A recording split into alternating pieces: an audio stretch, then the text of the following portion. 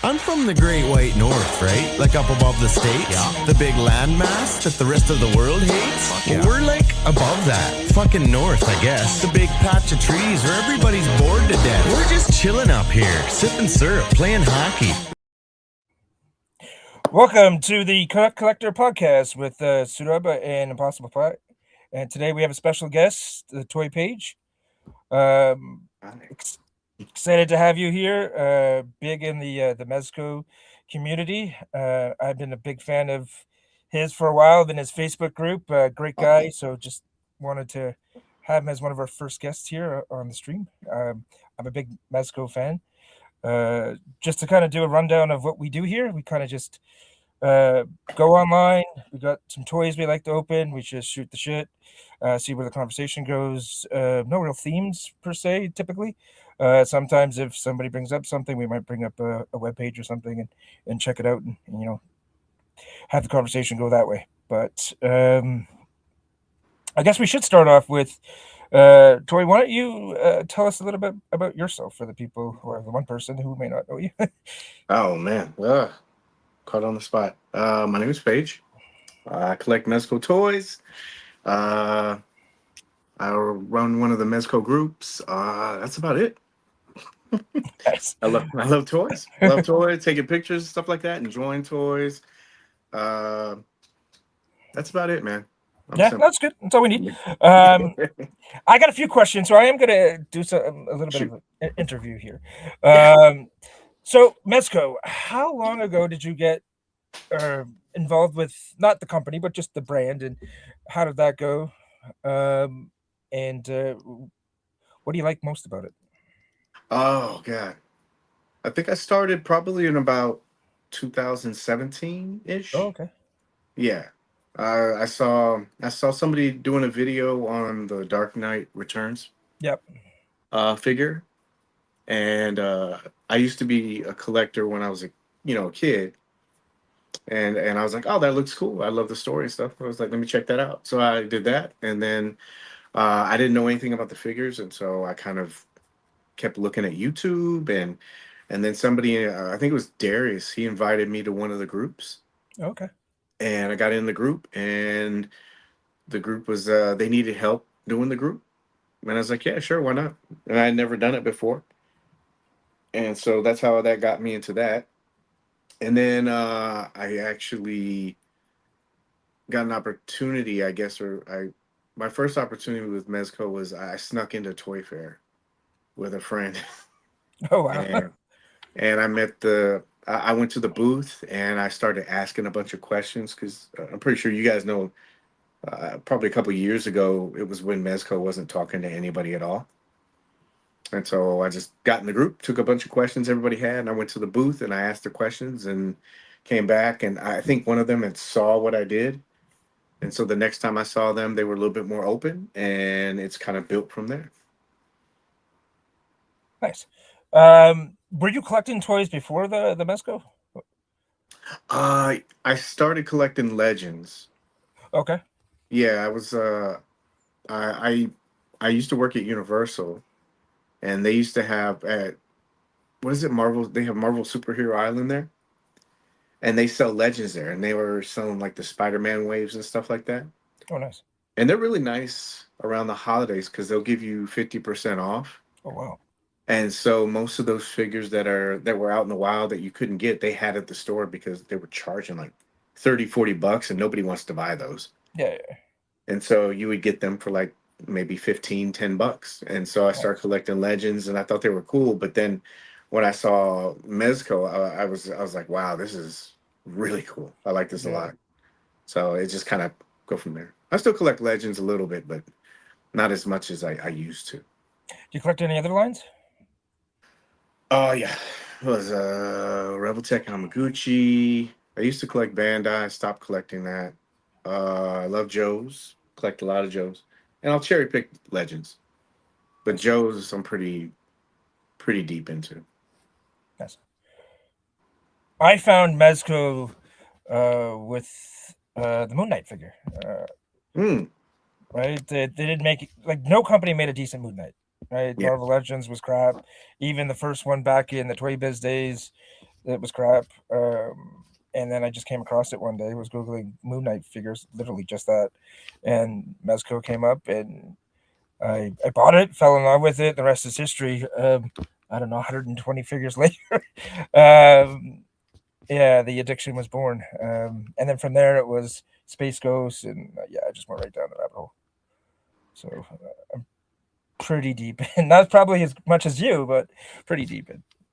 Well, I've been doing it for a while, so Yeah, you know, yeah, like some people come in a little bit later, but I've been doing it for a long time. So, You when did remember you your start? You said with Moon Knight, was it the SDCC one, or the all white one, or the black and white one? the all white one. Oh yeah, okay, yeah, Yeah. And then I got the black one later. yeah. I like that Yeah. one too. That was good. you remember your Yeah. first Mezco figure you bought? Yeah, it was a I got really lucky because it was that Dark Knight Returns figure. Okay. So Oh, it really was that bought. one. I'm sorry. Okay. It really was that one. Okay. Yeah, that was my very first one. I watched the video. I think it was either Darius or it was Darius or Shardamus. I can't remember, to be honest with you. I think it was probably Darius's. And I was like, oh man, I got to get that. I went on eBay, and you know, of course, from Legends to Mezco, it's a pretty big jump. Oh yeah. Even back then, I think it was like 65, $80, right? Yeah. But that's big from, you know, a $15, $20 figure. And so I was like, wow.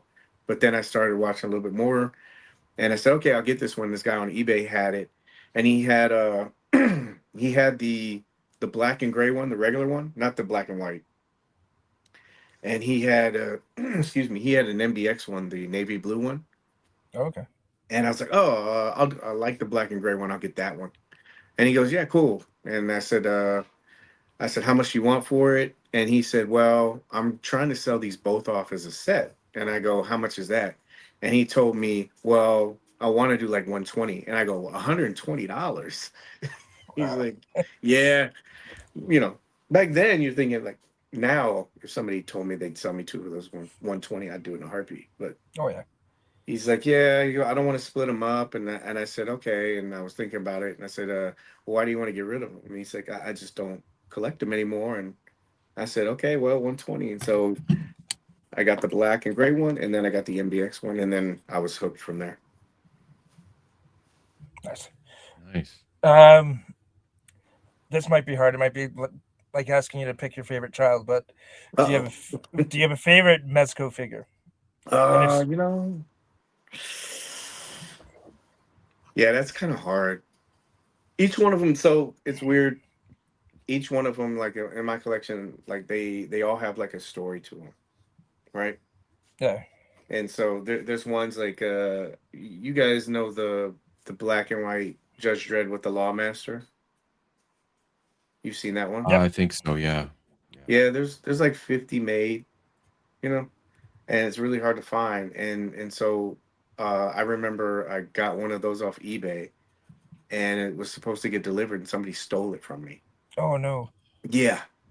And so I had searched around probably for about a year or two, and some guy had it in his warehouse on eBay, and he sold it to me. But like that's like one of the stories. So each one of them just has kind of like a story to them, and so it's Okay. kind of hard to pick one, you know? That's right. It'd be a hard question for me to answer as well, right? Yeah. If it was one that I play with the most, I think it would be that the Gomez of Death, the Oh, Bruce yeah. Lee one, the tracksuit Yeah. one. Yeah. It's a good Yeah, one. I play with him a Oh, lot. that's their own brand, right? Gomez. Mhm. Yeah, the Gomez. Yeah, everybody says it looks like an ant. It's a roach, but yeah, Yeah. yeah, I have a lot of those roaches. yeah. My favorite one, just because it was my first one, was the Hazard Squad, the blue shirt one. Oh yeah. Yeah, I just love him. I just place him around the house, giving me the finger all the time. So, yeah. So You always remember your first, man. that one's gonna be special. Yeah. Yeah. And then that came with the cool diorama and stuff, and all the stuff, the accessories. Like I was blown away. I'd never seen a figure released with that many accessories. Mezco just goes crazy with that stuff. Do you remember the yeah. commercial too? Did you see that? I thought that Oh was yeah, I cool. love it. I have it saved on my phone. I It's a watch good it all one, the man. time. Yeah, it's Yeah. like it's a mix of I don't know when you guys were growing up, but it just those are the commercials we had when we were kids. Oh, for sure. Yeah, I grew up in 80s, 80s, early Yeah, me 90s. too. Yeah, born in 77. So yeah, that brought back a lot of those types of commercials. I love their little stop motion animation they do with the figures, the pink skulls. Oh yeah, Those are, yeah, they did the music video. That was cool. yeah, Yeah, so they're a different company. That's what I like about them. They're not just this regular like big Hasbro, Mattel, mass produce as many figures as you can. yeah. Get them to market. If they're good, great. If not, who cares? We're gonna make another one next week. Yeah, Uh, it seems like that too. yeah. Um, for me, I haven't had any issues with my Mezco figures. I know some in '89 and all that kind of stuff. Mine was good. Never had any issues. All my like the pleather costumes, all mine are still Yeah, good. yeah. Right? They haven't deteriorated. So Paige, did you get the '89 Batman? I did. I love that figure. yeah, me too. Man, I, I don't know. Like I have a different experience. I'm probably asking. So you know how you were talking about like the pleather and you haven't had any problems. Yeah. I always ask people the same thing. Like, do you put your stuff under like display lights, like detox and all that Nope. stuff? Nope. Yeah. And then another question I ask people is like, do you leave them like in dynamic poses? Nope. And is wherever you keep them, is it climate controlled? It's not climate controlled. It's in my basement, but my basement is typically cool. Even in the summer, it's gonna be 30 degrees outside, but it's still pretty cool. Right, but it's not like Florida or the Philippines or anything like that, yeah, right? Yeah, where it's super Yeah, humid and all that kind of stuff. No, no, no, not at all. yeah. I they're think like those are hot probably toys. yeah, Sorry, go ahead. You, exactly. you can't you can't keep them in those poses. Can't Yeah, do it and then just leave it like that because it's gonna ruin the material. yeah. Like with hot I've been toys with I've been their trying to tell pockets. people the lights too. Lights, those display lights, they get hot, and you're Also, just like try it out. cooking. Oh yeah. Yeah, so those are the things that I've noticed. I still have. You remember I just talked about that Judge Dredd figure. Every time I Yeah, see a post in the group and somebody's like, it's like disintegrating like Thanos in their hands. Yeah, yeah, yeah. I go, oh crap, and I'll go in the room and I'll check like a couple of them that I have. And Mhm. I live in Florida. Uh, my AC is pretty much set at a certain temperature, and I don't have under display lights. I don't keep them in dynamic poses, even though I'll do dynamic stuff. mhm. And I don't have any problems, with any of my stuff yet. Yeah, me either. I'm pretty lucky, I guess. But I take them out. I play with them. I pose them, and then I just put them back on the shelf in the Yeah. back in that statue pose. Just gonna hit the chat here. Yeah, Stu, that Crab Louie figure was amazing. I love that figure. Oh I didn't yeah. get the update. I missed out on that one. I had a work lunch, so I'm a little bit pissed off at that one. But hopefully the It was wait really list, quick. yeah, hopefully the wait list will convert, which has happened to me many times in the past. So still Hmm. holding out hope on that one. Um, the figures have been really, really good lately. Not that Oh it yeah. hadn't been in the past, but it's just to see where they came from with those first Superman releases and the Flash, and basically, I don't know, they get that, oh, the guys in pajamas, Yeah, I was kind of, gonna say that. yeah, and to where they are now with like the new Captain America and the new Superman, which I love. It's probably uh, my favorite comic book figure that Mezco's done. Yeah. So it's nice to see that evolution and them going back and not just recreating the old ones, but just bringing back new like figures from other eras, like that cap that's the '40s cap. That's kind of how I see him, right? Yeah. Yeah, and then with the Marvel with Spider-Man and Doc Ock, that '70s/'80s Mego aesthetic, right? Like I love that. Yeah. Absolutely love that, and especially because you're a man now, right? So your hands are much bigger, so it feels like Amigo, right? Like, Yeah. so yeah, like they're talking about all the nostalgical bones and that Hulk that's coming out. Oh my Oh god, yeah. Yeah. Yeah. I'm pumped for that. I Yeah. So when you get to work with them, obviously you get to see some of the things behind the scenes, and I tell you, I saw that Hulk figure when it was first shown. Not like publicly, but when they had it, Yeah. and then when they actually showed it, and it went from a completely different version than I saw. Oh And it's wow. cool, like you said, because like you said you see it through time. It's Yeah. cool to see some of those things like develop. I just opened him tonight. Oh nice. Yeah, I just opened him tonight. And so I had seen this guy probably for like the last like year and a half, and he is completely different than when I first saw him. So it's cool to see that kind of stuff because you see how the faces are way different than I remember. You want to show it off a little bit? In a Oh good way or a bad way? no, in a very good way. So and I'm not trying to like plug this figure or anything, but you know how when they first showed this, everybody they focused in on the face and stuff. Yeah.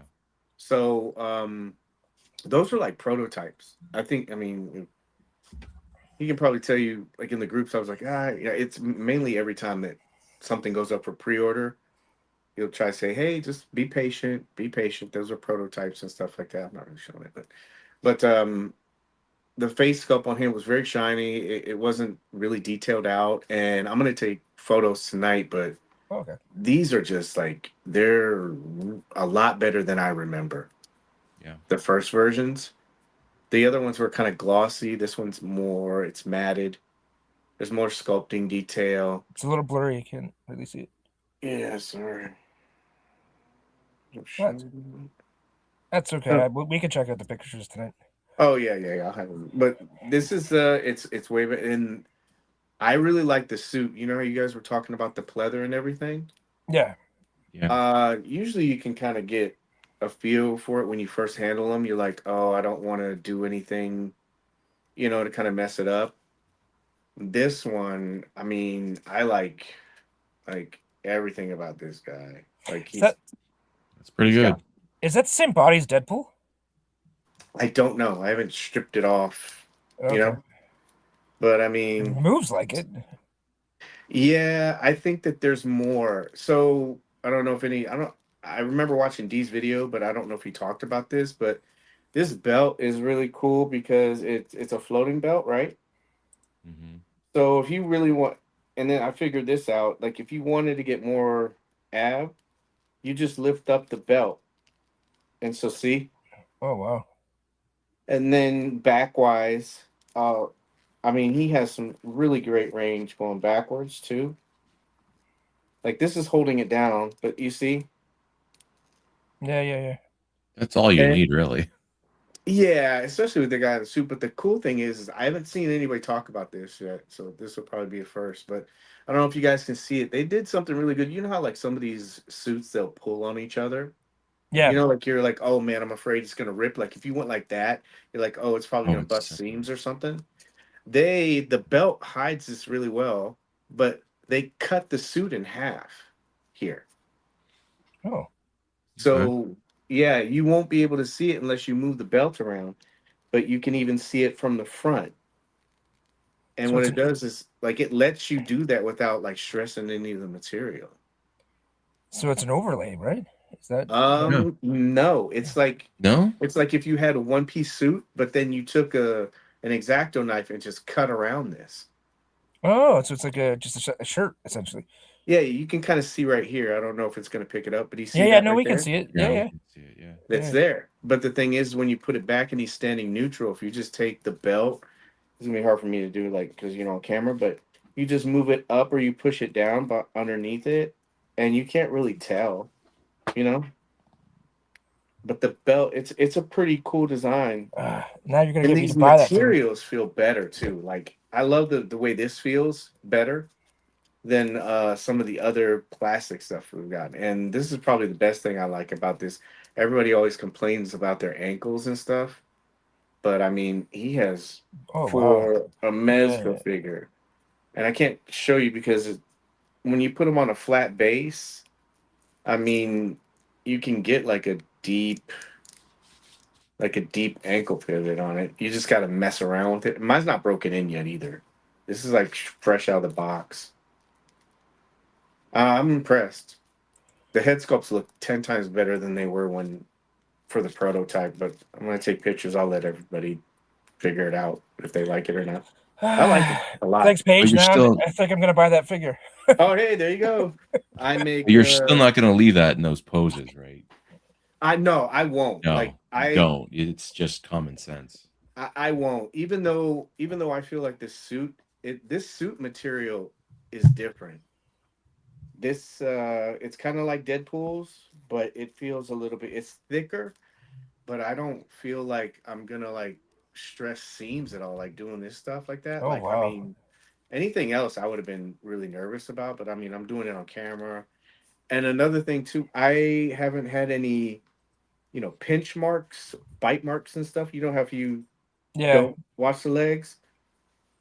And Sure. even with this being cut, and you would think that it'd be loose, or I've been messing around with it, you think the suit would start, getting loose or baggy. It's still pretty tight, but it's not tight enough where it restricts anything.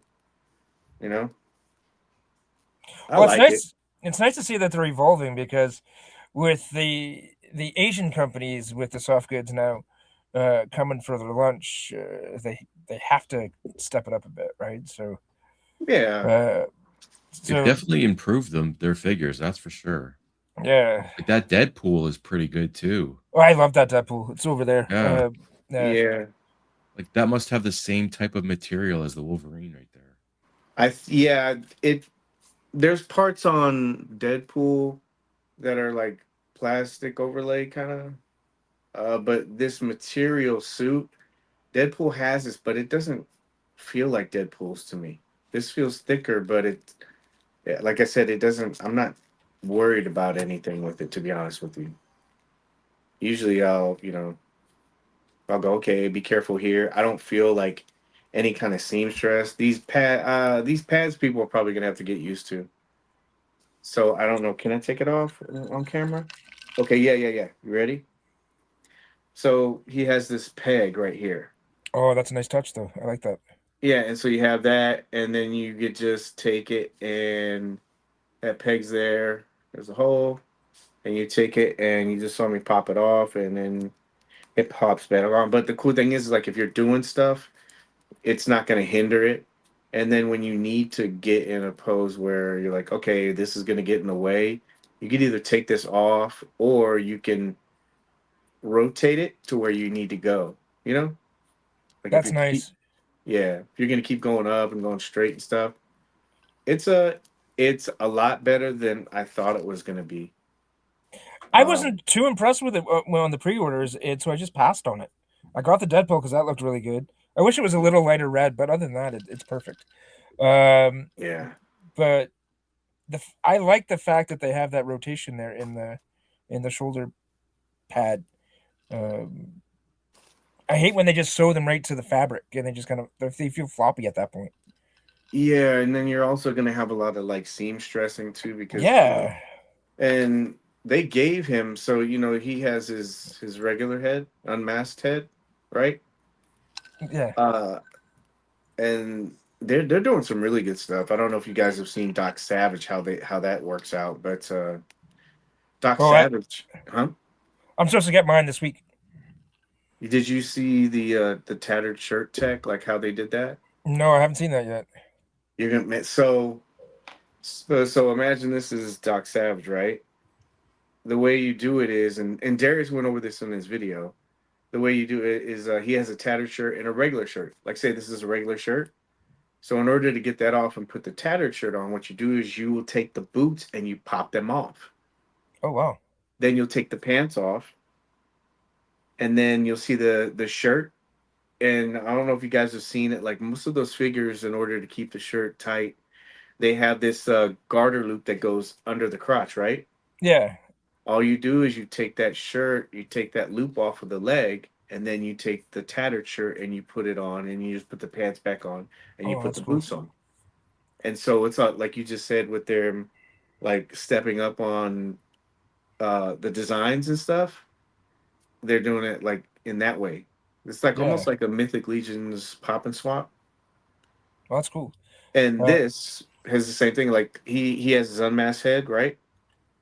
You remember how you used to have to like heat it up and pop it off? It just popped right off. And so when you have the masked head, they give him his own neck peg for that. Oh, nice. And so you just put that in there, and you don't have that flesh tone neck peg there. You have an actual. Sorry again. You'll get it, but you'll have the costume neck peg and the head. That's good. Yeah, I like this, man. I'm Nice. looking forward to Doc Savage. When did you say yours is coming? It's supposed to come this week, Wednesday, I think. Now, it might be delayed with all this snow and stuff, but Yeah. sometimes I'm lucky. Sometimes I'm the first guy to get those Mezco figures if they're shipping from New York. I don't know why, but I've gotten a few first. But yeah, it's Doc Savage is supposed to come. As soon as I get it, I'm gonna open it up, put some pictures up. But I was really excited for that one. I love all the pulp Yeah. stuff. Dick Tracy, the Shadow. That Shadow is probably my favorite Mezco figure. I got both of them. I like that one. That one looks really nice. I got the. You can see the box over there. I don't up there. The Shadow, the collector. That one, the all black. Is that the Street and Smith one? Yeah. Yeah, that's a good one, man. Because like it has all the trinkets and everything. Yeah. It comes with the ring. Yeah. Uh, Has the engraving inside. You see that too? yeah. It's good, man. I'm not gonna lie. I wore it for about a week. Yeah. I a did too. child. I did too. I used to listen to the old time radio classics. Oh, nice. Yeah. I mean, they're on YouTube too, but like when they had that when Orson Welles did the voice for it, and then it's a really good radio series, man. I like it a lot. It is really good. I actually haven't clipped listened it to for my those. review of him. Oh, they're good. You got to listen to those, Pie. Yeah. Yeah, they're real good. I hope they go deeper with the Dick Tracy because we all know that Rogues Gallery is pretty deep. Oh yeah, man. Yeah, Has Mezco ever finished a line of figures? Like, for example, that Dick Tracy, like, say, I don't know, or is like, would you think they would finish the Dick Tracy line? I mean, there's a lot, like you said, yeah, a lot of characters in that. yeah. That line. So I'm trying to talk about this a lot too. The good thing about having an opportunity to work with them or on projects and stuff or help them at the booth is you are actually getting information from them. They're not they they kind of like put out stuff. They used to have Pierre, and he did a lot of interviews, and then they kind of shut that down, right? And then they just did like what you said earlier. They said, okay, if you guys enjoy the product, they'll buy it. If not, then hey. But they didn't do a lot of stuff, and they've gotten a lot better with it. But they're kind of guarded, right? Yeah. And so, but when you're there, you'll have these conversations with them, and you'll say, "Oh, this is great information. Can I share this with the group?" And they'll say, "Yeah, you can with that. No, you can't with that," because they want to keep some elements of surprise and everything. And the biggest thing that I got from that in line completion is they say, uh, "We will do that. We'll complete lines, or we'll go deeper in a line, but the demand has to be there." Which makes And Which sense. makes sense. They're Yeah. they're a company at the end of the day, right? Right, yeah. I think where the problem is with that is you guys know like when stuff goes up for pre-order, it's a prototype, right? Yeah. And so people may not look at that and say, I want that figure. And so when you're pre-ordering, it's a set amount because you're telling the company this many people want to buy this, they'll put that order in, right? So when the figure comes out, if it is better than expected or like Dick Tracy was, I remember most of those lines. Turtles, the Ninja Turtles. Oh yeah. Like that's a That's great example. Like yeah, everybody was shitting on them, and then when they yeah, came out, they just instantly sold out everywhere, and they were selling for $800. right. Like it was nuts. Because nobody pre-ordered. Yeah. So the line only goes as far as you know the demand is there. So if you have a bunch of people buying, a certain subline, they'll go, okay, this is working. Let's keep doing it. But if it's not there, it's not there. So like you'll see lines like Dick Tracy. I don't think that they have a status with that. They haven't made anything public, but Dick Tracy, GI Joe. You know how like GI Joe first came out, everybody said, "Why are we going to get this when we have Marvel Legends?" And then they start putting out, and people see they get the figures in hand. They're like, "Wow, these are good." That Storm Shadow, my God, the Oh best Storm yeah, Shadows. I wish I yeah, got that one. yeah. I Yeah, think you still can. I think that I've seen a couple people in the group selling. So I mean, if you're looking for those, I mean, and the markup's not too bad on him still. yeah. I've So seen guys bundle them all together for some really good deals too, but it's but those lines only go as far as like if they keep putting out characters and they're seeing that people aren't pre-ordering it, they're going, okay, well they're not interested in this. There's no need to renew the line or do any more characters. that Roadblock, I know he got shit on because he's short for Roadblock. Like Roadblock's supposed to be massive, right? But he is by far the best Roadblock. And I know I'm a Mezco show. Yeah, He is the best Roadblock figure ever made. Like the head sculpt, the accessories, the costume. He's beautiful. And if you want him to be a little bit taller, sit him on a stand or something. I think he's perfect. The Duke figure got a lot of heat. That people didn't like they the head all get sculpt. heat. They all Yeah, get heat. Every uh, figure gets heat. I didn't mind the head sculpt. I thought it made it look really kind of 60s action figure, which I Yeah, liked. Right? Not everything needs to be real American Hero, right? yeah, So I dug it. I'm disappointed that it's probably dead. I would have loved to have had a Cobra Commander. That Destro is amazing. Mine's a little bit loose in the joints and the hips, which was yeah, just a factory defect. It happens. Um, but he's beautiful as well. I love him. The accessories, everything he came with, yeah. an amazing figure. The hack with people that said the same thing about Cable too. Do you know about that little hack that everybody does? No, I'll send you. It was in the group I found. I can't remember the person. If I did, I would give them credit for it. yeah, I'll find the post that way you can see it. But people were going on Amazon, and what you would do is you would buy these like little plastic washers, okay. and you pop the boot off, and they'll probably give you probably I don't know a millimeter and a half of height, but it doesn't. If the boot is covering it from the front, you won't see it from the back. Oh, nice. And it works the same thing. You can still have a boot swivel and everything, but it adds probably a good centimeter. Centimeter?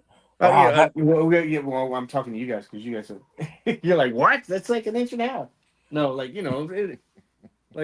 just a little bit. It'll give no. you So like, we do centimeters. We know we don't know yeah, inches. yeah. It's like Yeah, it look like that. yeah, It'll give you yeah. that much height, but that much height can like put That's you well, over. that turns a guy from like 6'2" to 6'8", right? So is Yeah, Duke it's taller than is You know, Duke taller than Roadblock? they're about the Is same no, he it's height. for shorter? like characters like Yeah, Roblox or Cable, because Cable's supposed to be taller than Deadpool. Like Yeah. Cable's a taller character. yeah. Yeah. Any of those figures that have boots, you could just take that little washer and you, like I said, pop the boot off. You put it on. I've I seen gotta try some that. people paint them, like try to color match it, but you won't see it from the front, and you have extra height. I'm gonna try that out, at least on the Cable. And I'm not so worried about the roadblock. At the end of the day, I'm not a big scale whore. Like I don't care about that stuff. Yeah, It's the same thing with articulation with me. I know a lot of people get all bent out of shape if not every single action figure can pose like Spider-Man, Rebel Tech. Like they don't need to. Most yeah. characters don't need to get into those crazy poses and stances. So I don't get the pushback on that. Depends what the character is, I think. Right? Yeah, If it's a ninja, yeah. If it's yeah. Spider-Man. Yeah. yeah, This guy's not going to do backflips, right? I mean, he's not very articulated very well to begin with, but yeah. Oh, it just popped up. There's a little delay. Oh yeah, yeah. Something yeah. He might duck. Yeah. Something like fire or something, but like yeah. like this is the only Mezco figure I have. Oh, that Reeves Superman is Reed amazing. Superman. Oh And yeah. he does pinch. The costume does a lot of pinching. Yeah. I mean, you can get it some good poses, but I'm sure it's for today's standards, it's outdated. compared to Oh what yeah. Mezco's putting out now. God, that was God. What I have it somewhere. I write all this stuff down, but that was quite a while ago. Yeah, it's a really good figure. I still like. What do Oh, you? Oh no, is that? Yeah, that is Reeves. What did you think of the smiling head sculpt? I know like a lot of people didn't like that one. I liked it because Reeves smiles goofy. Yeah, like Like it's the same I thing. want to. I shit on the boots because the boots are a darker red when it yeah. first came out and I was handling it. And then somebody mentioned in the group that's they were darker. And then I brought up a Google image and they were. So they stuck to the source material. Yeah. So So no, that scene in the movie, the Superman 2, where he's outside, he says, "General, care to step outside?" And he's got his arms crossed. Yeah. That's as I mean, that's as good as it can get. Oh yeah, you can see Like he it there. doesn't have butterfly, but other than Yeah. that, it articulates pretty well. Yeah. And it looks good. Yeah, I had him like I like the fact that he can do like flying poses and like he still has like the body of Reeves. It's not like some muscle bound, cut up yeah. guy. Yeah. I love that they gave you the Krypton like chamber part, Yep. the Yeah, stand. yeah, yeah, I yeah. love that. And it lights up There's and yeah, there's we just can like even put stuff the that they green do. crystal inside. That's cool. And it lights up, and then they give you like that Krypton necklace, that the The kryptonite kryptonite. necklace that Lex Yeah. Luthor put on him, and it's just cool, man. Like I don't know, like when I know a lot of people like look at one or two aspects of the figure, and it's almost like that judges the whole offering. I just kind of like balance some of that other stuff out. Like you said, yeah, he can't cross his arms. Doctor Doom, you know how Doctor Doom is always in, Yeah, cross arm poses, Yeah, he but can't that do that either. he can't. But I mean, does that mean that? For No. me, it doesn't mean that the figure's not a good offering. It just means, okay, yeah, it just can't do that.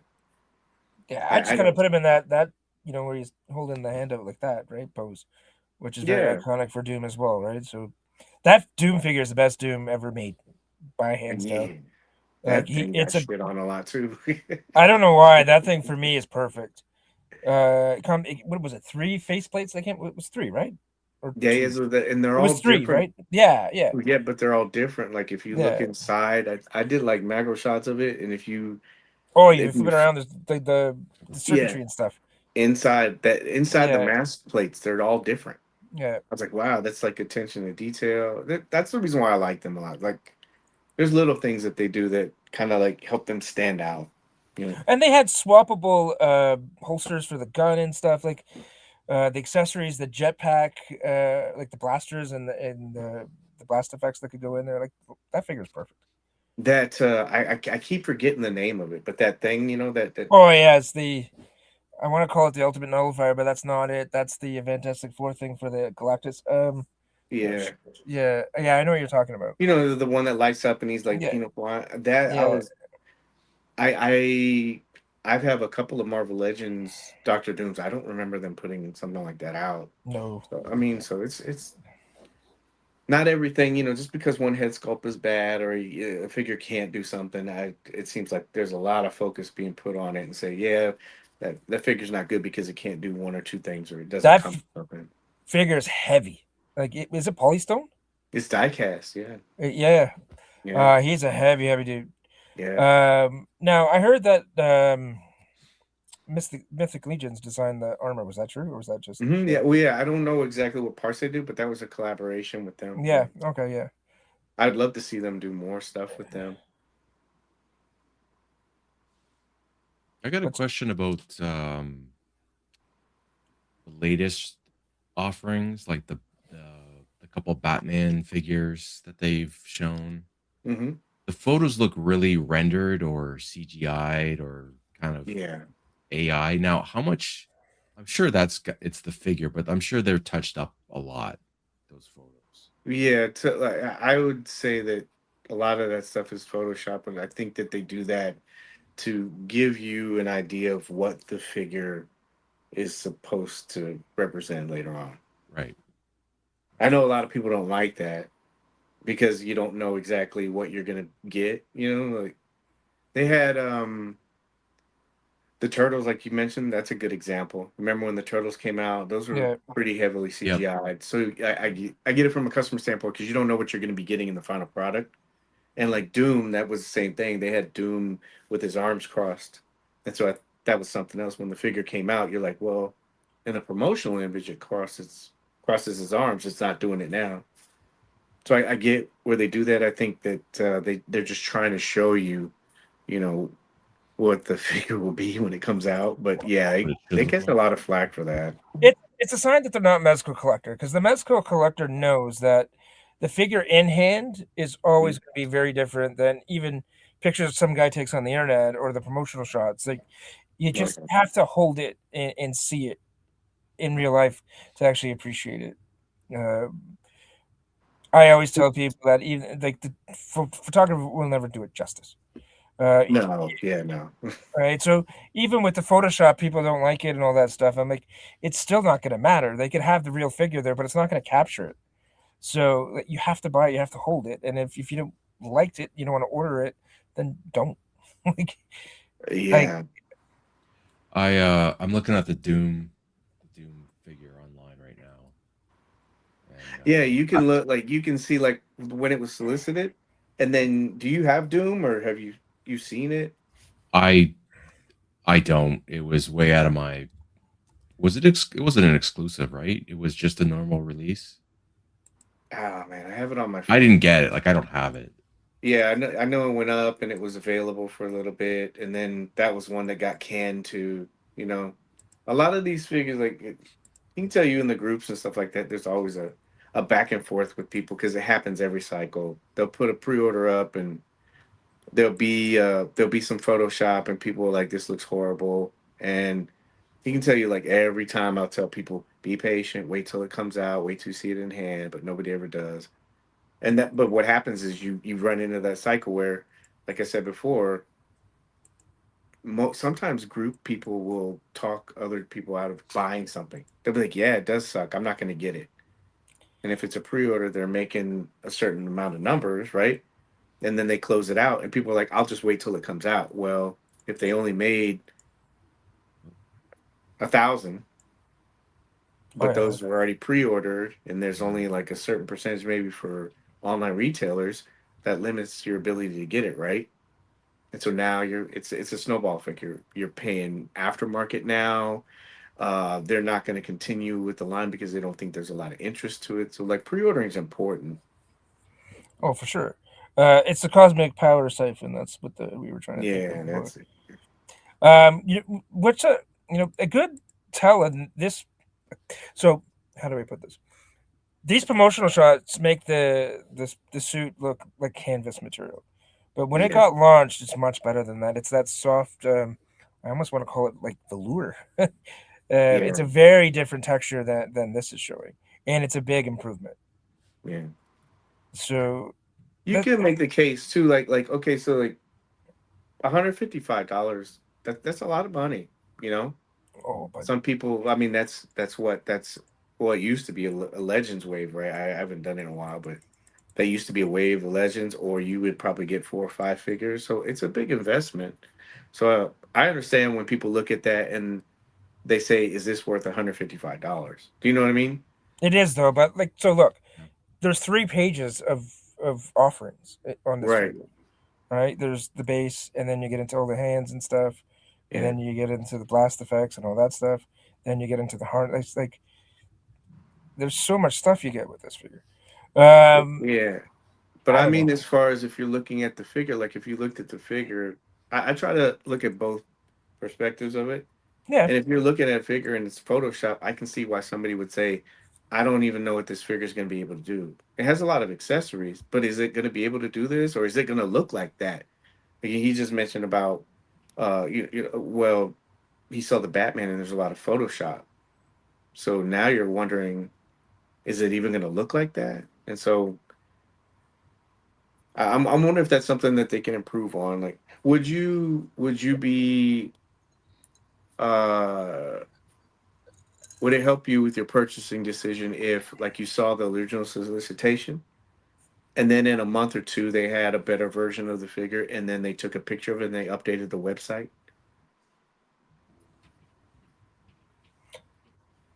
For me, it doesn't matter, but Oh, that's it probably a doesn't better matter. question for Pi. Yeah. Yeah, because I'm just Um, gonna buy it anyways. Yeah, I am too. for me, like 155 US is like 210 Canadian. So Yeah. the price is a huge factor, plus shipping. Mm-hmm. You know, that's the main thing. If you really like it, or you know, I mean, the figure looks great to begin Yeah. with, but it's the price that's crazy. And it's something I talk about with groups, like when they talk about shipping and stuff, and they're like, oh, they're charging this much money. And I'll usually bring that up and I'll say, well, at least you're not an international collector paying almost double. Like some have Wow, people have to pay duties, fees, like you said, shipping and stuff like that. Oh yeah, And $50 now. It's for one yeah. figure. We'd have to pay duty, or you know, mm, brokerage fees if you're shipping through some third party shipping company like UPS. yeah, You might not if you get lucky, right? But yeah. With like Mesco, they do it for us, right? Because they go through FedEx. So you just Are pay your they still going through FedEx with you guys, or do Canadian they use taxes. UPS? I still get it. I still get everything FedEx. Okay, cool. Yeah. Yeah, and it's custom clearance is all done. It's just the regular HS, like our sales tax that we always have to pay anyways. Right. And I don't like the shipping. I don't like the fact that I don't get options for picking shipping, but I Yeah. usually get it within 2 days. So like they're doing priority shipping. So for me, I live in Canada and I get a figure from the States in 2 business days. Wow. Like I can't complain too much about that. Like literally 9 a.m. I'll get the shipping notification, Uh-huh. I know you were getting a bunch of and then like I will. you were telling me, you were like, hey. Yeah, wait, yeah. wait, so you don't And get duty on that either? well, they charge you the taxes through the Mesco website. Oh, okay. It's Yeah, already prepaid, so all the custom clearance is all done, right? So it just comes Well, in, that it helps. goes. Yeah, and it's toys, so toys don't have those special duties. I guess they're part of Kuzma or whatever. But yeah, no, it's just sales tax, which we're Canadian. We're used to it anyways. So for me, I don't mind it because I get it so quick. Yeah. Right? If I'm paying $30 from another retailer and it takes 2 weeks to get to my door, I'm like, Mhm. well, maybe the $20 would have been kind of nice because groups and they're posting the figure and people are playing with it. You're like, oh shit, mine are still with Canada Post waiting for it. Like, Yeah, so yeah. it's Okay. at those times you're like, oh, thank God I have to pay that extra fee and get it quicker. Now, if Not they're to- charging that fee and it was taken a week or two, like that's when I would be pretty upset. yeah. So I was gonna say, like, not to be too political, but with the unpredictability of like the tariffs, like one day it could be this, one day it could be that. Does it apply to you guys, or when it happens, or is there kind of like a delay to like, okay, let's see what well, this is really gonna be, because you never know what's gonna be one day. I'll give you an example with Marvel Legends. Our Marvel Legends, since all this went down, are Yeah. still the same price. They haven't gone up. Oh, Classified, that's good. same That's thing. good. You can find them in the store. Yeah, if you can find them. In the store. Walmart doesn't carry them anymore. Only EB Games. Yeah. Yeah, they Do you haven't guys gone have up Toys much. R Us anymore? I thought you guys had Toys R Us. Closing. They're closing them all. Okay. They just Yeah, closed finally in 22. Canada, Toys R Us is dying. Yeah, you guys had the only one, right, for a while. Yeah. Yeah, we still have I think 7 or 8 locations in Southern Ontario, but Oh, that's Sucks cool. because the store in near me, it's been open since I was a kid. yeah.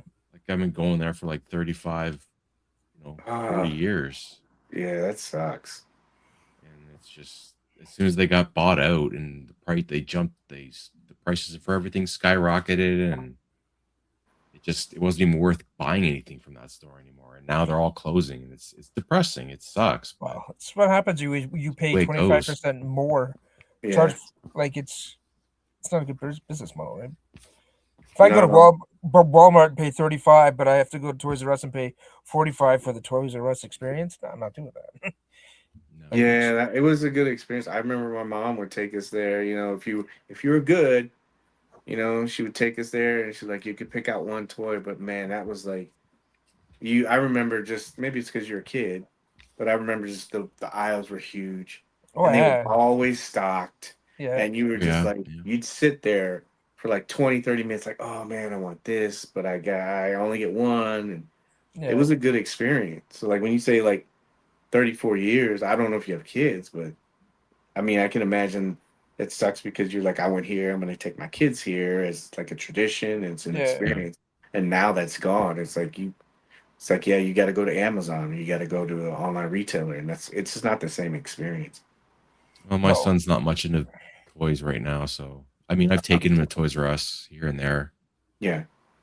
but like I remember that Toys R Us used to sell video games, and then Mm-hmm. they stopped. And I asked one of the workers there one time, like, "How come you guys don't sell video games anymore?"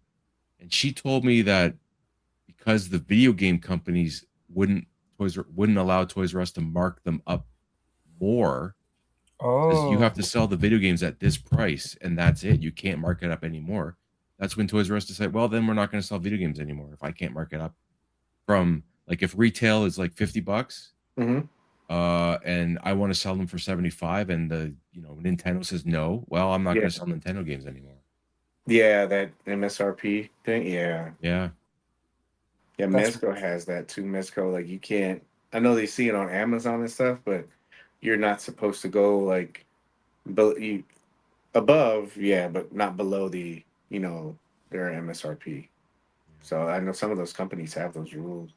It sucks anyway. I can't imagine paying that much money for a video game anymore. I got a no. question about the exclusives for Mezco. Yeah, yeah.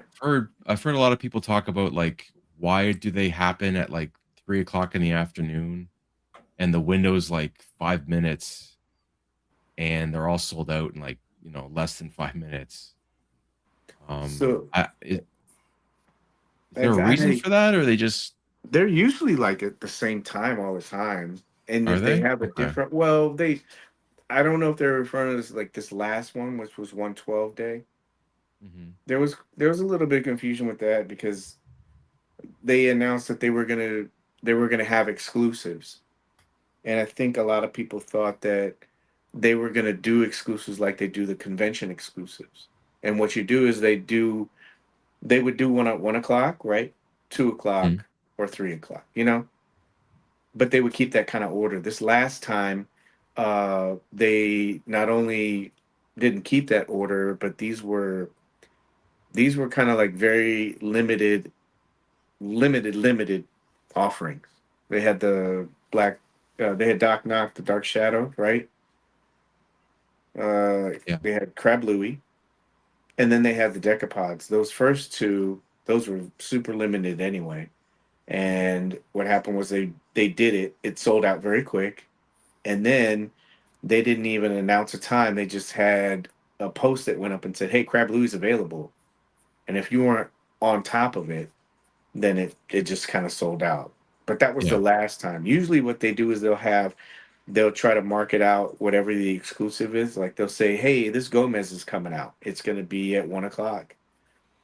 And usually, those IPs, if they're a hot one like Gomez or something, they'll sell out quickly. But Right. Right. for me, this is not like an official answer. For me, it goes back to those numbers things. Like if they know an item sells well, they'll produce more. And so if they have one of their own IP, they're paying all that stuff themselves. They'll probably have a certain amount, and they'll say the last one didn't do this well, so there's certain IP characters that I've seen get a lot of publicity or there's a lot of interest, like Slugfest. I remember everybody was like, "When's Slugfest coming out?" And then he went up for pre-order, and then everybody's like, "Nah, don't really want him," And so I would say if you really want to know when stuff is going to happen, or you want to keep abreast of it, like you definitely should sign up to Mezco's IG channel Yeah. because they'll send out these little notifications. Hey, this is going up. They don't. Some of those things that they put on an IG channel, they don't put on their Facebook stuff or their. It's Mm. kind of like just Yeah. a channel, and they'll say, "Hey, this is going to go up at 1 p.m. today." And so I would get on their IG channel, I would do their Facebook, I would do their regular Instagram. I would say join one of the groups. I mean, He can tell you that both of them are different. Yeah. But if you Oh want yeah. to stay abreast, yeah, of like information, and then I put out a lot of information, but those are kind of I if I was a collector and I wanted to really stay on top of things because those things sell out quickly, I would just jump on all of those things. That way you're always in the know, you kind of have because if there's something that's limited, you know, you want to have some kind of edge, right? And so those extra, minute or two from somebody saying, "Hey, it's up, go get it," is what separates you from like somebody who's just casually or just going, "Hey, I just got the email. Hey, it's gone." You know? Yeah. Yeah. Some of those exclusives though, they stick around for a bit. Like it's the last couple have been real quick, but before that they would sit around for an hour or 24 hours or something like that. Yeah. They weren't always just in and out.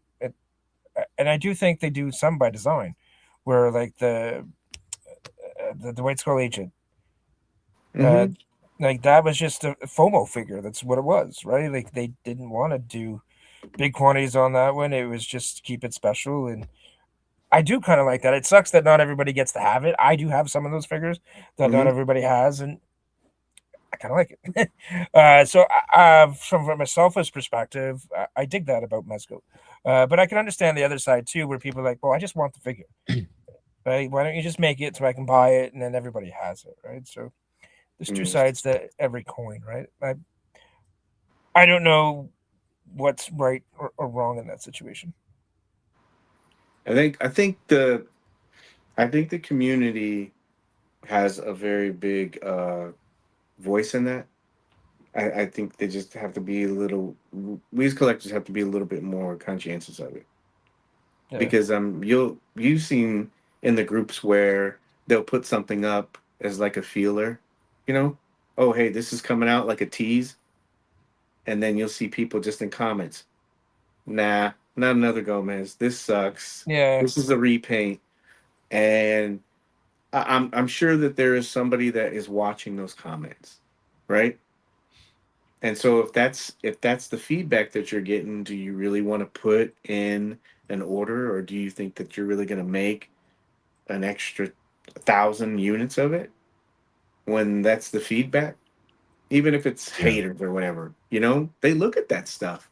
They look at their social media stuff and they gauge interest off of that. They look at when they reveal stuff at conventions. That all that's feedback. And so I think people in the community, we got to be better about looking at those things and saying, okay, this is something I'm interested in, or this is something I want. But they make adjustments too. Like that White Skull agent, you remember you said yeah. initially they only made so many of that, and when they did the second version, I think they knew how popular it was going to be. That sold out, right? They did a Like second drop.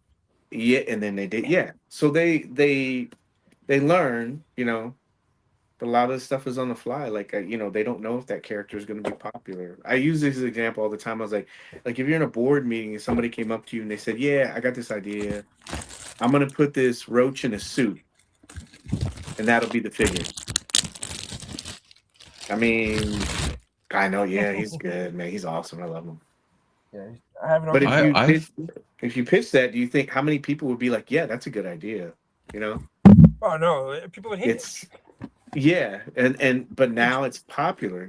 So you never know. You have to a lot of those figures they're being developed, 2 years in advance, and so you're kind of going by like a feeling of it. So Oh, that box is cool. yeah, this is really cool. I like this one a lot.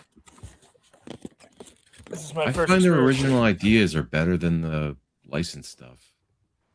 Like the Doc Nocturnal is probably my favorite figure that they made, Yeah. Oh, even Doc though I Ock. don't own it. Mm-hmm. And the Gomez stuff is really really popular. It sells out real quick. And as far as Oh wow. Sorry. exclusives go, you just join the wait list, right? Yeah, they've All gotten a else lot fails, join the better. wait list. Well, they gotten a lot better.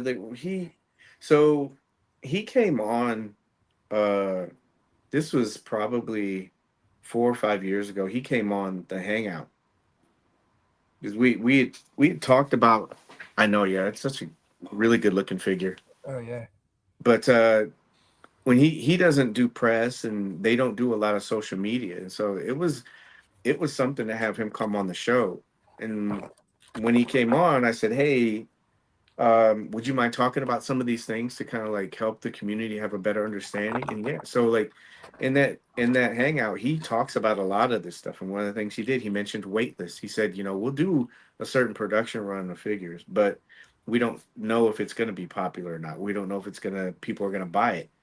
And so the wait list is what really gives them a better metric to know if something's good or not. So if something misses out, people should get on the wait list because they have converted stuff. Like turtles, remember you mentioned earlier, like turtles, right? Like they came out, they sucked, and then everybody wanted them when they saw the final version, but you had Oh, to yeah. pay aftermarket. It was like $600-800. They saw the wait list go up, and then they did a second, Crazy. third run. Yeah, my waitlist converted. That's Yeah. why I got them. So it's you just have to And like look at that stuff. Like the wait list is the best thing, and they've had a bunch of figures in the last year convert. I mean, all cousin like most of it. cousin Eddie, Yeah, the Casey, blank, Dick uh, Tracy, Casey Jones. Casey Jones. Yeah, a lot. I gotta get better at canceling my pre-orders if I do, or not pre-orders, but my waitlist, because I'll pick it up after, and Yeah, then all of a sudden it converts. I'm like, oh shit, that happened to me on the blank. I got the yeah, blank for basically retail, yeah. and then it converted. I'm like, oh shit, I guess I have another one, which is not the end of the world. I'll use him as oh shit, the guy from DC, the Question, in my my Justice League display. So Mm-hmm. I'm Yeah. not too disappointed about that. But yeah, Your no, this waitlist order. If your waitlist order goes through, do you get a chance to cancel it if you want to? you can, but you forego your deposit, right? So the wait list, usually when it goes up for pre-order, you'll pay the non-refundable deposit.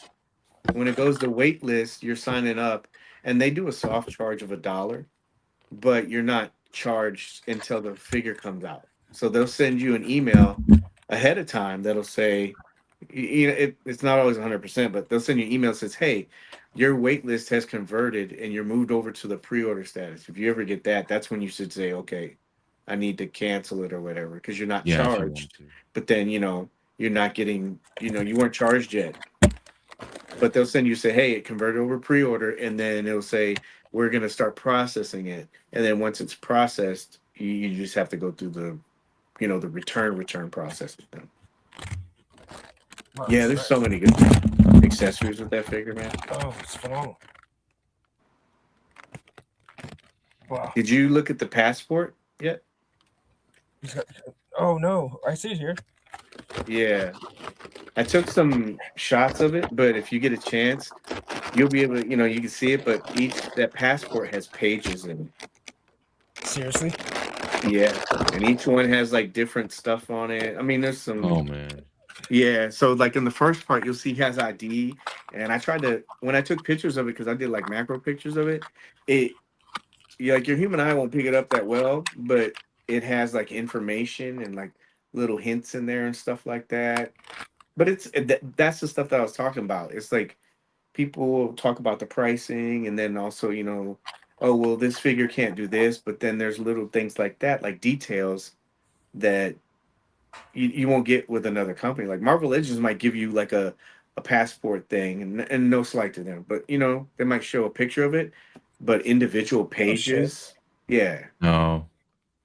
The Marvel Legends I went put there. those comic books, and it's just the cover, right? right, yeah, and that's Yeah, those. cool. But I mean, like something like that, like I mean, if the head can't go, if your head can't touch his Oh chin, shit, it's I, got all I the think I'm okay because I got that. But that's just me.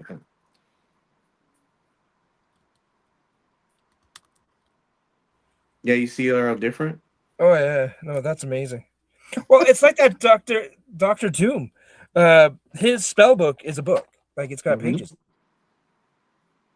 I think that book is And they all have different pages. Like Dr. yeah, Fate, he has absolutely. the same thing. Atticus, Atticus yeah. and Atticus, the glow in the dark book is different than the other book.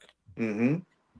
And I love that Atticus. That yeah, that I keep saying that. Oh, that figure's my favorite. They're kind of all my favorites.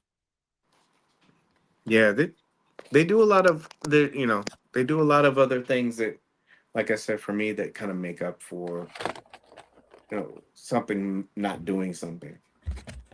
I love Mezco. I'm.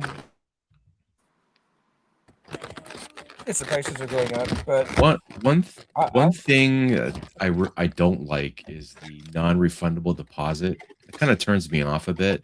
Hmm. Um, I Why don't you like it? What is it that well, you like? if I decide not to get the figure, I'm out $30, right? Like I did that for Yeah. the '89 Batman. I pre-ordered it. It took forever. I saw reviews. I'm like, I don't know. Hmm. And then I decided just like cancel it. And I knew from the beginning that I was going to lose my deposit if I canceled it. So it's.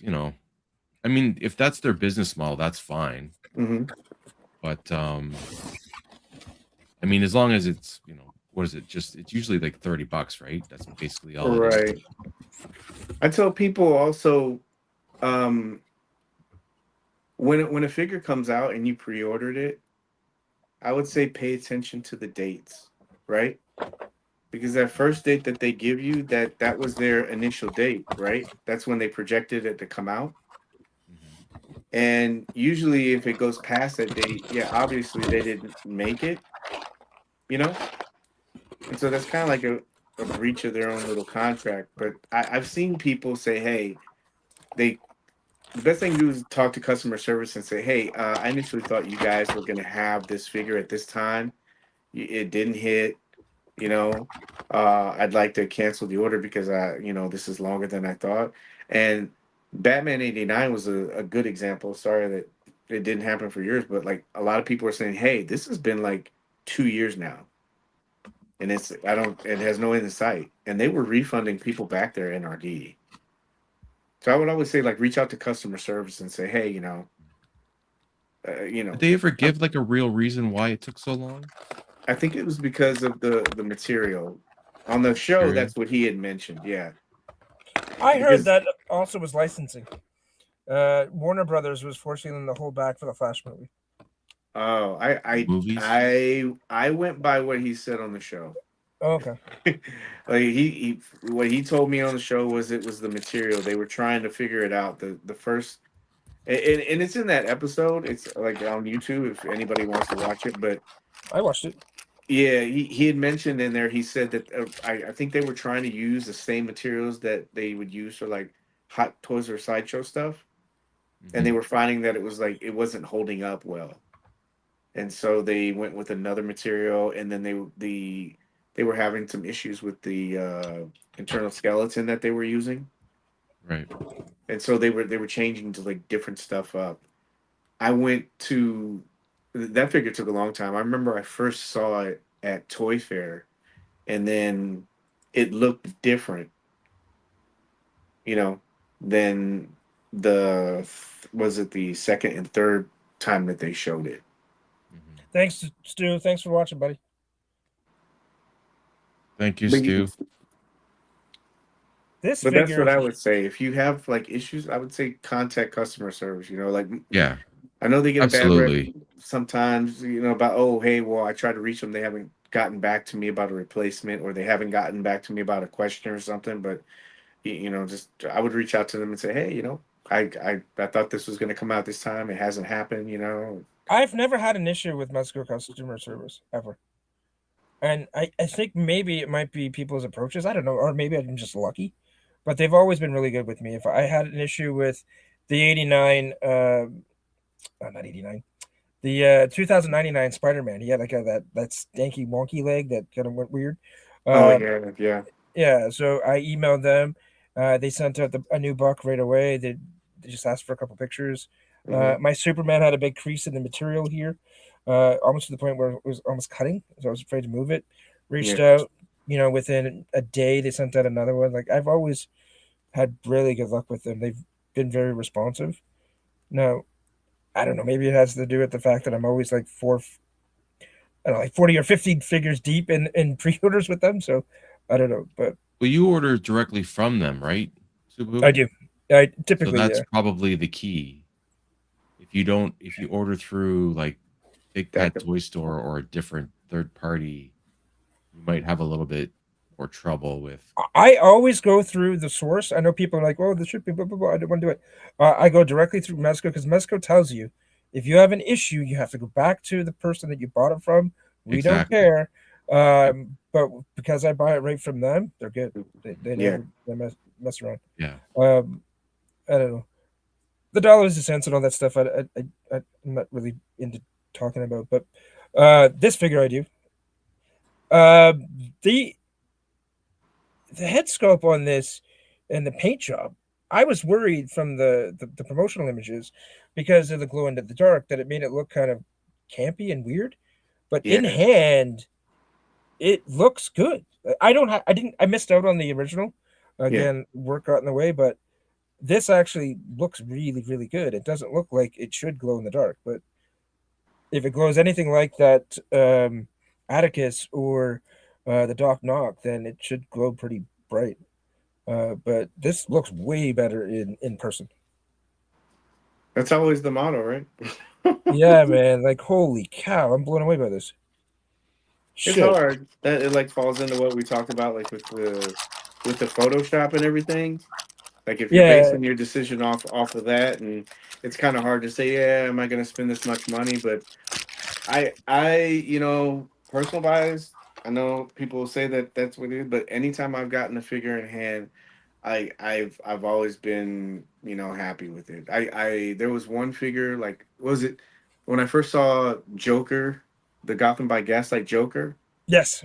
I saw that and I go, I don't think I'm interested in this. Well, you bought it though, right? Yeah, Okay, but good.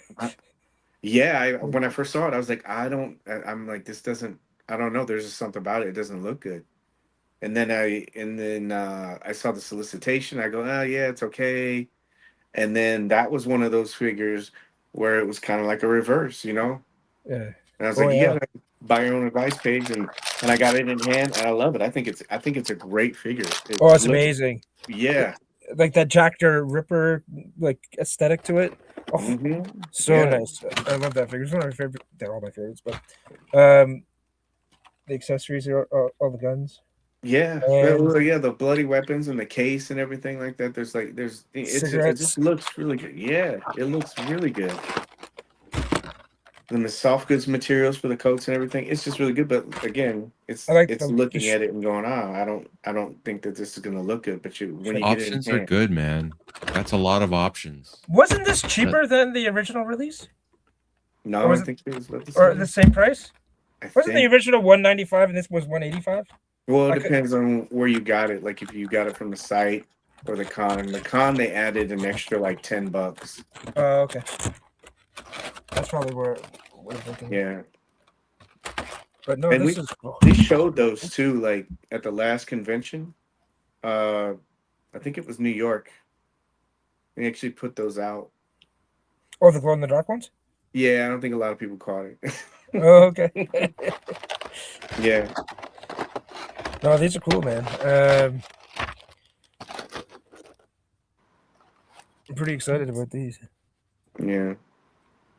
Oh shit! Sorry. I just saw Black Rex? something. This head sculpt is amazing. Yeah, the blown off head one. Yeah. Yeah, Oh shit. The detail, like it's I don't know if you can pick it up on camera. It's shiny, the Oh, the yeah. innards. yeah. Like What the is that innards and supposed to stuff. be?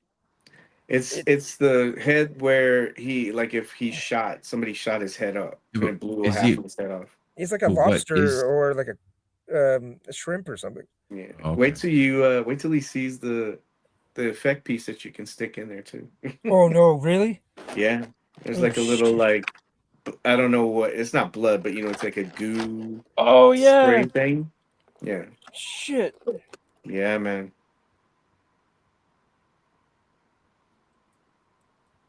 If you look at those guns, like they have a rotating Oh come turret or on, machine man. gun. Yeah. Sorry. Yeah, see? Oh, that's sweet. Yeah. Looks really good. Oh God, I'm so happy I didn't pass on this. Yeah, that mouth. There's different mouthpieces in there, so you can change it so it looks like it's kind of like a like Alien. You know how not Alien, but the Predator. It has the mandibles are different. You know, they're Oh yeah, outstretched. yeah, yeah. And then Oh, that gun is really cool. Like if you look at it, it's a Gatling gun. It rotates, but if you take out the clips, it's like a double drum. oh no way.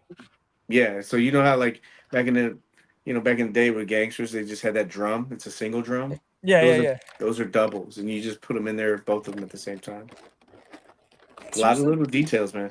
That's why I love Mezco. Oh yeah, I can see that. Yeah, yeah, yeah. Awesome.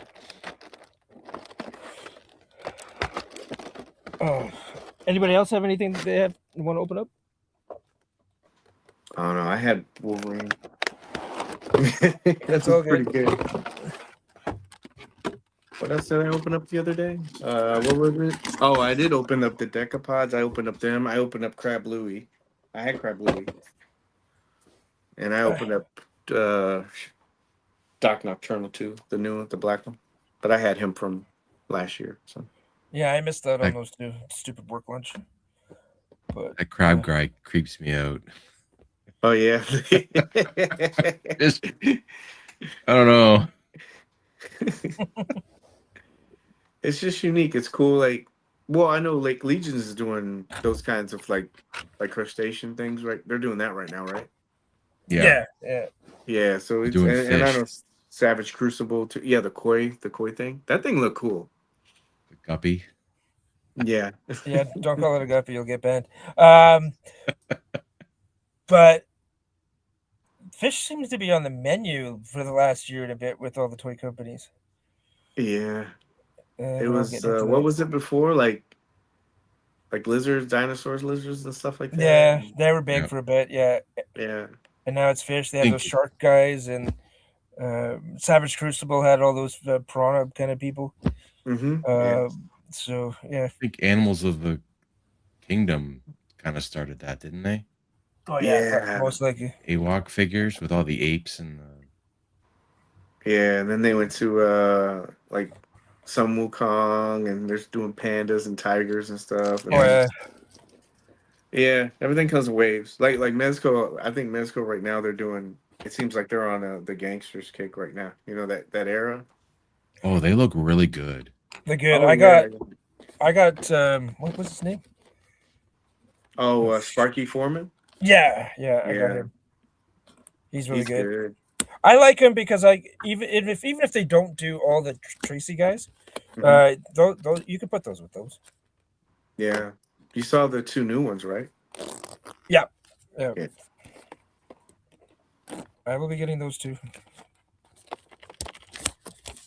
The big fat guy I want.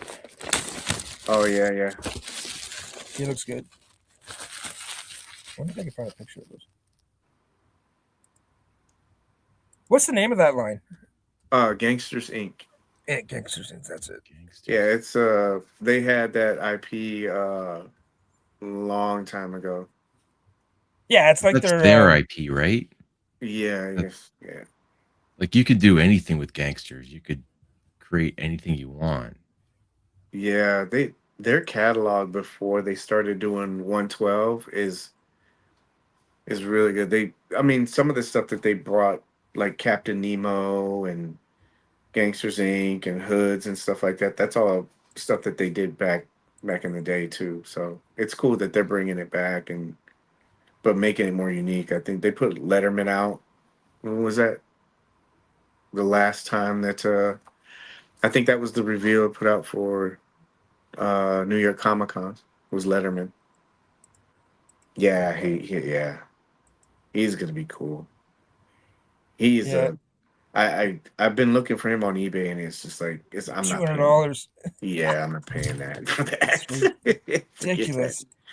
You really want to like get sticker shock. There's black and white variants of that figure. Look at that if you ever get a chance one day. Ugh, God. There's a guy Oh, he's selling they're limited to I think like 200 and they're of the three characters they only made 200 of each but they're black and white and this guy, he'll sell you the set, but it's like $999. Yeah, that hurts. These guys are cool, man. Mm-hmm. I wish I could. Oh, there's the Sparky. Oh, yeah. Thank you, Steve. Appreciate you, man. He said, thanks for the info. Oh, nice. I wish I could get some. I think this is Mezco, right? I'm sorry, I can't see it. Make me big. Sorry, I'm just scrolling over here. Hellboy. I have to like look at it. They've done Hellboy before, like in 112, and then they also did him in like a younger figure form. He came with the Yeah, thing it that looks like crawls it. on his back. Is his body soft? Yeah, that's the early Yeah. version. Yeah, that's the early version. Yeah. On This is promo. Mezco. Yeah. Yeah, that's a good figure. Yeah, I forgot this was Mezco. Oh yeah, keep that, man. That's a good Oh yeah, one. this is great. I love the design of Hellboy. I don't think I've ever read his comic book, but I just love the design of the character. I like the movies. The movie, yeah, the first one. Well, both are good. I haven't seen the last one. Oh, the Crooked Man one. Yeah. Yeah, I think I got through a quarter of that. I wanted to watch it, but it was like one of those ones that you got to sit down and watch. I was distracted. Oh, here's your white version. I don't know if I'm bringing that up right now. Oh no.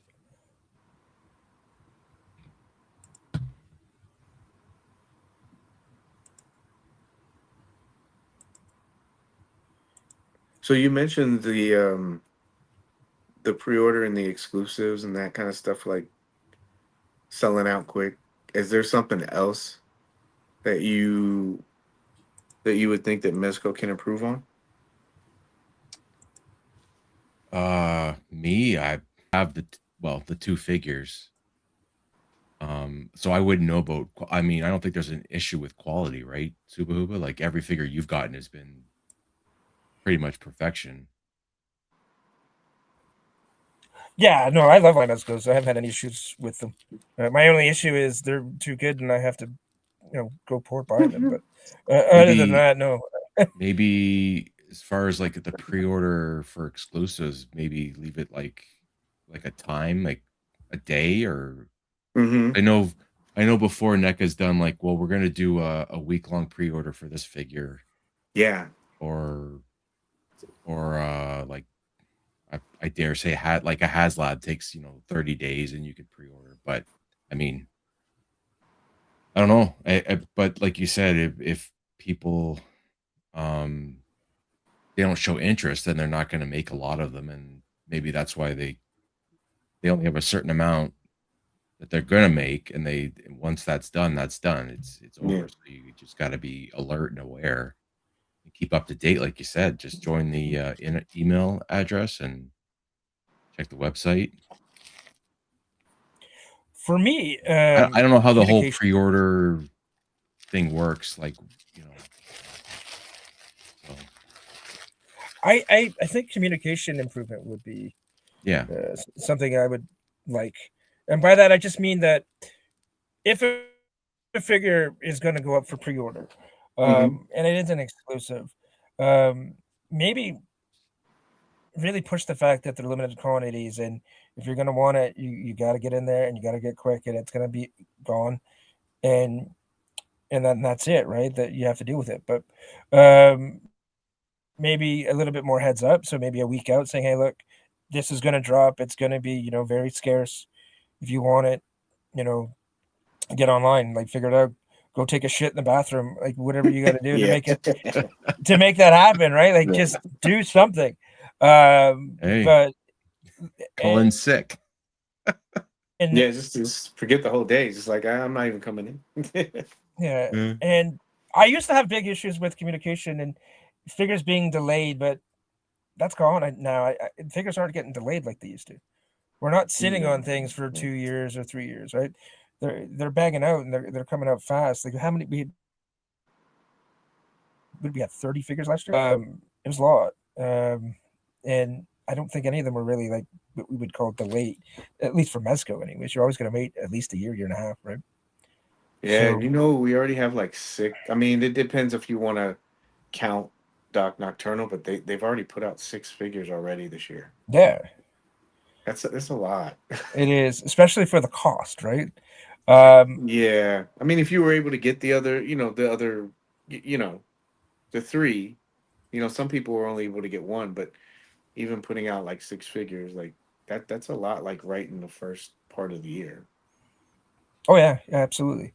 That Mezco day that just threw me for a loop. I didn't expect three, but it was better than that other offering where they did the what was it, the Nosferatu, where we had to wait till like midnight, Yeah. and all the glitches that went Site on with crash. that. Oh, Yeah. that was a nightmare. I think I was up at like 3 o'clock in the Yeah. morning trying to The buy that. Oh, One of the guys but that I do the show with, uh, we all stayed up together to do that, yeah, and he got it, and he's like, I got it, I'm done. But this was like right in the first couple minutes, and we're like, how'd you even get it? The site keeps crashing. He goes, I don't know, I got it, I'm going to sleep. And then he got up the next day and was like, how late did you guys stay up? And we're like, yeah, like 2 or 3 in the morning trying to get that thing. He goes, it yeah, sucks for you guys. yeah, But yeah. that was tough. Mm. But they've gotten better with that. The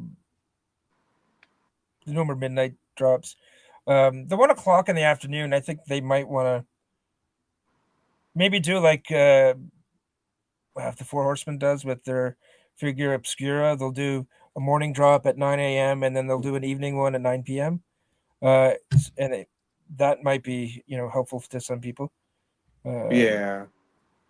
I, I was wondering about, like, I remember you just said about like more notification, saying, hey, this is going to be exclusive. Do you think that would encourage uh people that would just buy it just to resell it because Oh, they I know it's didn't think limited? about that. Yeah, Do you think that might no, play that's a good point. into? That's a good point.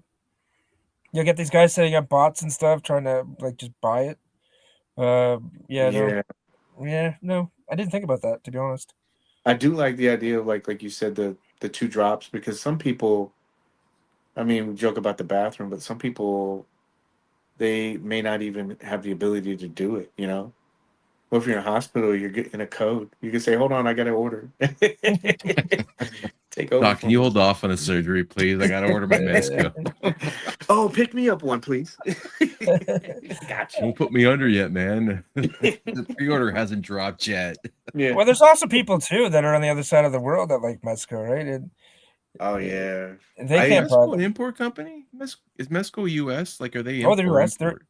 They're ready. Yeah, but they do ship globally. But like you guys, like, I always I tell the group all the time. I'm like, international collectors have it way more difficult than we do, because they pay higher, and then also those guys, depending on what time zone you're in, you're staying up like what, 2 or 3 in the morning trying to get that, and you're trying to fight the U.S. too, and trying to get it. It's the other biggest issue I have with trying to comes to shipping on that when I find out it's coming from Washington, and then I'm pissed because then it's going to be weeks and weeks and weeks on before I get it. That doesn't happen that often, but that's my Hmm. only issue as an international collector, and the cost always. But if you can't afford it, if you're going to gripe about 20, $30, it's just not the right market for you. Like it's not the right figure for you, which there's nothing wrong with that. Everybody has their breaking points. Yeah. I cut out basically all Marvel Legends. I don't buy them anymore because I want to focus on the cloth good stuff. I want to focus on Mezco. So sometimes you just have to pick the line that you love. Me, it's Mezco. My resource is going to go there, and other stuff will have to go away. Just the way it is. And for the people that they just can't do it, I feel bad for them. But what can you do? Like it is what it is. Right? You have to make tough decisions in life. Is it because that company's not fulfilling what you want from the figures, or is it more of like a budgetary thing? You're saying, oh well, I need to take Oh, this it's one budget. because it's Absolutely. It's budget. cost. Okay, Yeah. it's not that Legends isn't doing it for you, right? Yeah, Legends is Legends, right? It's Like if you're paying $30 for a figure, Canadian, right? Like you can't expect it to be amazing. Like it's just the price is not there, right? But Some some of people them, think so. Some people are like, yeah, if I'm paying 30, I want, you know. yeah. Well, I don't get that. I don't I understand. don't that. either, but Like it's some of the Mezco figures can be amazing, right? yeah, Some of the Marvel Legends figures can be amazing. yeah. They all come out. Not every company comes out with all bangers, but you got to look at Marvel Legends. They're dropping how many figures a year? 50, 60, 100. Like They average about between like last year was kind of a slow year, but yeah. between 30 35 ish. Well, for Mezco or Marvel Legends. Oh, Legends! I mean, gosh, Legends Yeah, are that's what I'm saying. Legends, right? oof. So if you're a Legends collector and you're getting everything, if Mm-hmm. you add everything up, I bet you those columns would be pretty close with Mezco and Marvel Legends, right? Yeah, 30 figures versus, over 100, even if they are 30, 40 bucks a pop. Because that Juggernaut was 100 bucks. Like, they're not all 30 bucks. yeah, So that for me, that's where it comes down to. I can have, 100 okay Legends figures, or I can have 20 figures that I absolutely love. yeah. And that's where I draw the line. But then I'm also the guy that buys this dude from Gong Studios. So like, Oh, it's the Hush Batman. Yeah, I've been hearing a lot about him. I haven't opened them yet. I'm going to now actually. Yeah. But yeah, no, that's why I said it is budgetary. At some point, I would like to retire. So, Yeah, well, yeah. yeah, and these aren't going to pay for Off it. figures, or just retire? No, just retire and put Oh, but those putting are an money in. investment. I know, right? That's what they are. Okay, look. Well, let's put things You're in going to perspective. retire on selling those. Yeah, exactly. I don't buy these figures as an investment, but I also don't want my collection to be worth nothing. Yeah, Right? Right? Like, if at the end of the day I die and these all just go into a dumpster, it's going to be kind of depressing. yeah. I think my girlfriend, she might think about it, but most of it would all go into a dumpster. Oh, really? Oh, Yeah, she'd probably throw it all away. my wife is pretty cheap. She would sell it for grossly undervalued, but she would sell it for sure. Oh, That's why you leave them a list of what everything is worth. And say, look, Yeah. when I bite the dust, you sell this for this and that for that. Yeah. Well, that's that. You brought up a good point too about Legends and then also Mezco. Like for me, it's almost got on a point. Like I love Joe's, but Joe's it almost seems like there's Joe's dropping every week, not just pre-orders, but then buying it, and then there's vehicles, and then most of the dates that they have, I'm not complaining about it, but most of the dates that they said, oh yeah, this is going to come out in April, I'll get a notification and it'll say, yeah, this is coming out tomorrow. And so like it's not only the money part about it, but I'll be honest with you, there's times, even though if you could have 100 figures like you said, sometimes I would just rather invest that time into the 20 or 30, that I get with Mezco, because Yeah. you're not going to Bunch. have all that time to mess around with everything. Absolutely. Quality over quantity. Yeah. I bought a bunch of Marvel Legends figures over the years, right? I was a huge Marvel Legends collector. And I still have stuff I bought a year and a half ago, 2 years ago in boxes I haven't even opened yet. Yeah, I think we're all like that. Yeah. Right. So at that point, I'm like, why am I buying this shit? Just to store it, right? Like Mezco comes in, I'm ripping in the box, I'm going through it. Like it very rarely sits for longer than a week. But those things can sit for years, and that's when I drew the line. I'm not gonna lie. It's okay. It's not great though. I've heard different stuff about it. I don't like fall off. I don't like the belt. Like that is one. Like I understand you want to like. Can you see that? Is it a floating? It's a floating belt. But it's a floating belt, but it's like a ring that doesn't fit. So it's not tight. It's floppy as shit. Like it should be 15% smaller. Do you So that, think they did that to allow for the articulation? but if they just let it slide up and down, I think you could still get it. He Can you does. rotate it around him? Oh yeah, you can. Okay. Maybe it's an oval, right? But I heard his forearms fall out. Is his forearms okay?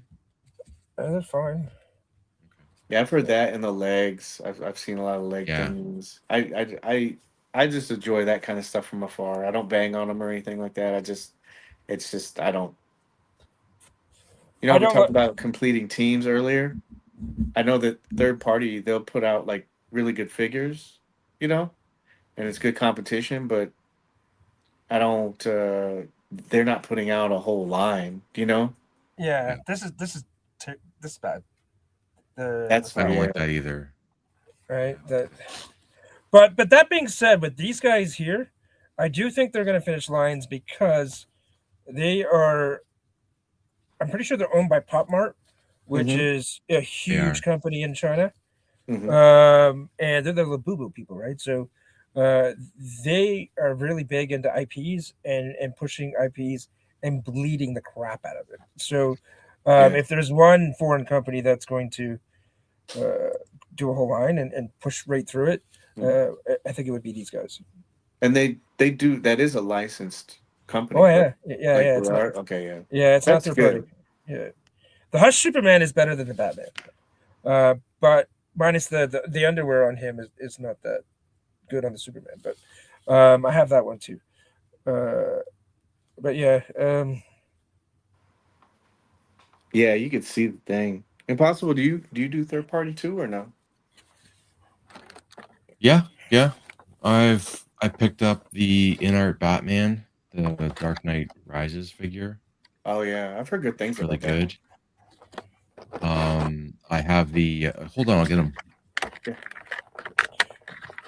I don't know if you can even answer this, so I may not ask it, but um, do you do third party, or could you do third party, or if you could, Oh you yeah, just I do. yeah yeah I don't I like I know that there people probably have some kind of like perception of my relationship with them, but yeah, I can collect whatever I want. Like, you know, they don't I don't have any kind of like restrictions like that. I have a good working relationship with them and personal relationship with people that work at the company, but they don't say you can't talk about this, you can't touch this, you can't shoot this. They've never done that with me, you know. oh I the just inart like the yeah product and like I have Joes everywhere, you know? And you know I'll play with Joes or I'll shoot Joes and stuff like that. But I don't, you know, I just don't put everything that I do online. But you know, I have other lines that I collect and I mess around with, yeah. Well, that's good. and Uh, enjoy. Yeah, Pi, yeah. That thing. did you get the upgrade pit? Ugh, the upgrade kit, Uh Pi? yeah, I pre-ordered that Very nice. with the cape, the flag Yeah, cape. and he came up with a couple So other this is accessories. so this is great. I didn't like the movie, but I love the figure. Um but then I got the Felix. This is the Felix Joker. Yeah, they don't scale. Hmm. And I'm not a big scale guy either, but I was disappointed when I mean, they don't really Joker's a little bit taller, Yeah, which kind of sucks. Me- yeah, Mesco is doing the Bale Batman. Yes. and They're doing Joker. both. Yeah. They're Yeah, and doing both. Joker. Yeah, Yeah. and Joker. Yeah, I Yep. remember when somebody had mentioned that to me. They said, "Oh, this in art figure is better," and I said, "That's great for you." I was like, "But I think we did a show on it too." I show like I was like, Yeah. I was like that figure. I was like, no offense to them, it's a great figure. I was like, but you're saying that it's better, but it's not going to match up with any of the other stuff that you have. Well, So but so Mesco and Inart is not a good comparison. Like that would be, I think, a fair comparison would be Mafex, right? Mafex or whatever the hell you want to call it. yeah, yeah, Because I there's don't no compare cloth any on that, company. Yeah, I don't right? compare companies. Like for me, I don't because it's like you like if you start comparing like legends, people will start bringing price into everything, and it's like, how can you really say that? Because Legends doesn't use soft goods, you know. Right. Right. and Yeah. and Mezco, you know, somebody could say, "Oh, well, I get more bang for my buck with this because I'm only paying $30." It's like, okay, yeah, well, you get two fists with that, and I Gummy just got plastic. 12 with this. I got Yeah, detailed accessories. I got this, and yeah, it doesn't become a conversation, it becomes an argument. So I yeah. don't even do it anymore. But I don't know why people are really focused on comparing companies because they're all different. The, Scales, the accessory, everyone's different. the only way I can think if they're selling a similar product, right? So, that Gong Studio and a Mezco Batman Superman, I think you can compare those, right? Because they're in the same class. The price points they're similar. Yeah. Uh, are they the Gong cheaper? Yes, but they got a couple of hands and no other accessories. Like that's it. So to compare that to a Batman that comes with how many batarangs and Yeah. grappling guns and all that kind of stuff, right? So they're going to be a bit more, and they should be a bit more because you're getting more stuff. But the quality and the build, like even just handling that, I like the feel of the Mezco better. Well, there's versions too. Like there was a guy, he messaged me and he was like, first thing he told me was, he said, "Look at here." He goes, "This Shazam is better than the Mezco one." And I was like, "What?" And he said, "Yeah, it's better." And I was like, "Well, that one's not out yet." But I was like, even when it comes out, I was like, Mezco did that figure how long ago? Oh, you can't compare the two. Yeah, that's what I mean. Like when people start like comparing, there's just so many different variables. Like that figure, even at the price point that the Shazam was when it first came out, that's comparable to what it would the price point of the Gong one now. That's that And it's like, yeah, it comes that to, yeah, I don't do it. that Shazam is a great figure.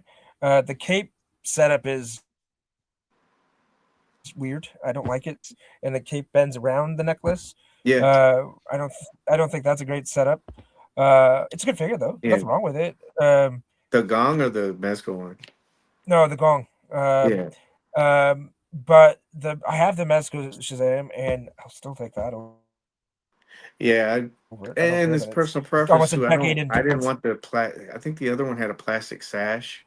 I was like, I didn't want that. I wanted all of it to be soft goods, but Yeah, that's what I he. mean. Like comparing toy companies, there's like price point, there's scaling, there's accessory. It just gets to a Yeah. point where it's like you're not really listing things. Not you guys, but Yeah, you're not really listing yeah, things that like why something better. It's more of like it's more of an argument. It's like this is priced cheaper. Well, you get more with this. And you're never gonna see eye to eye with it.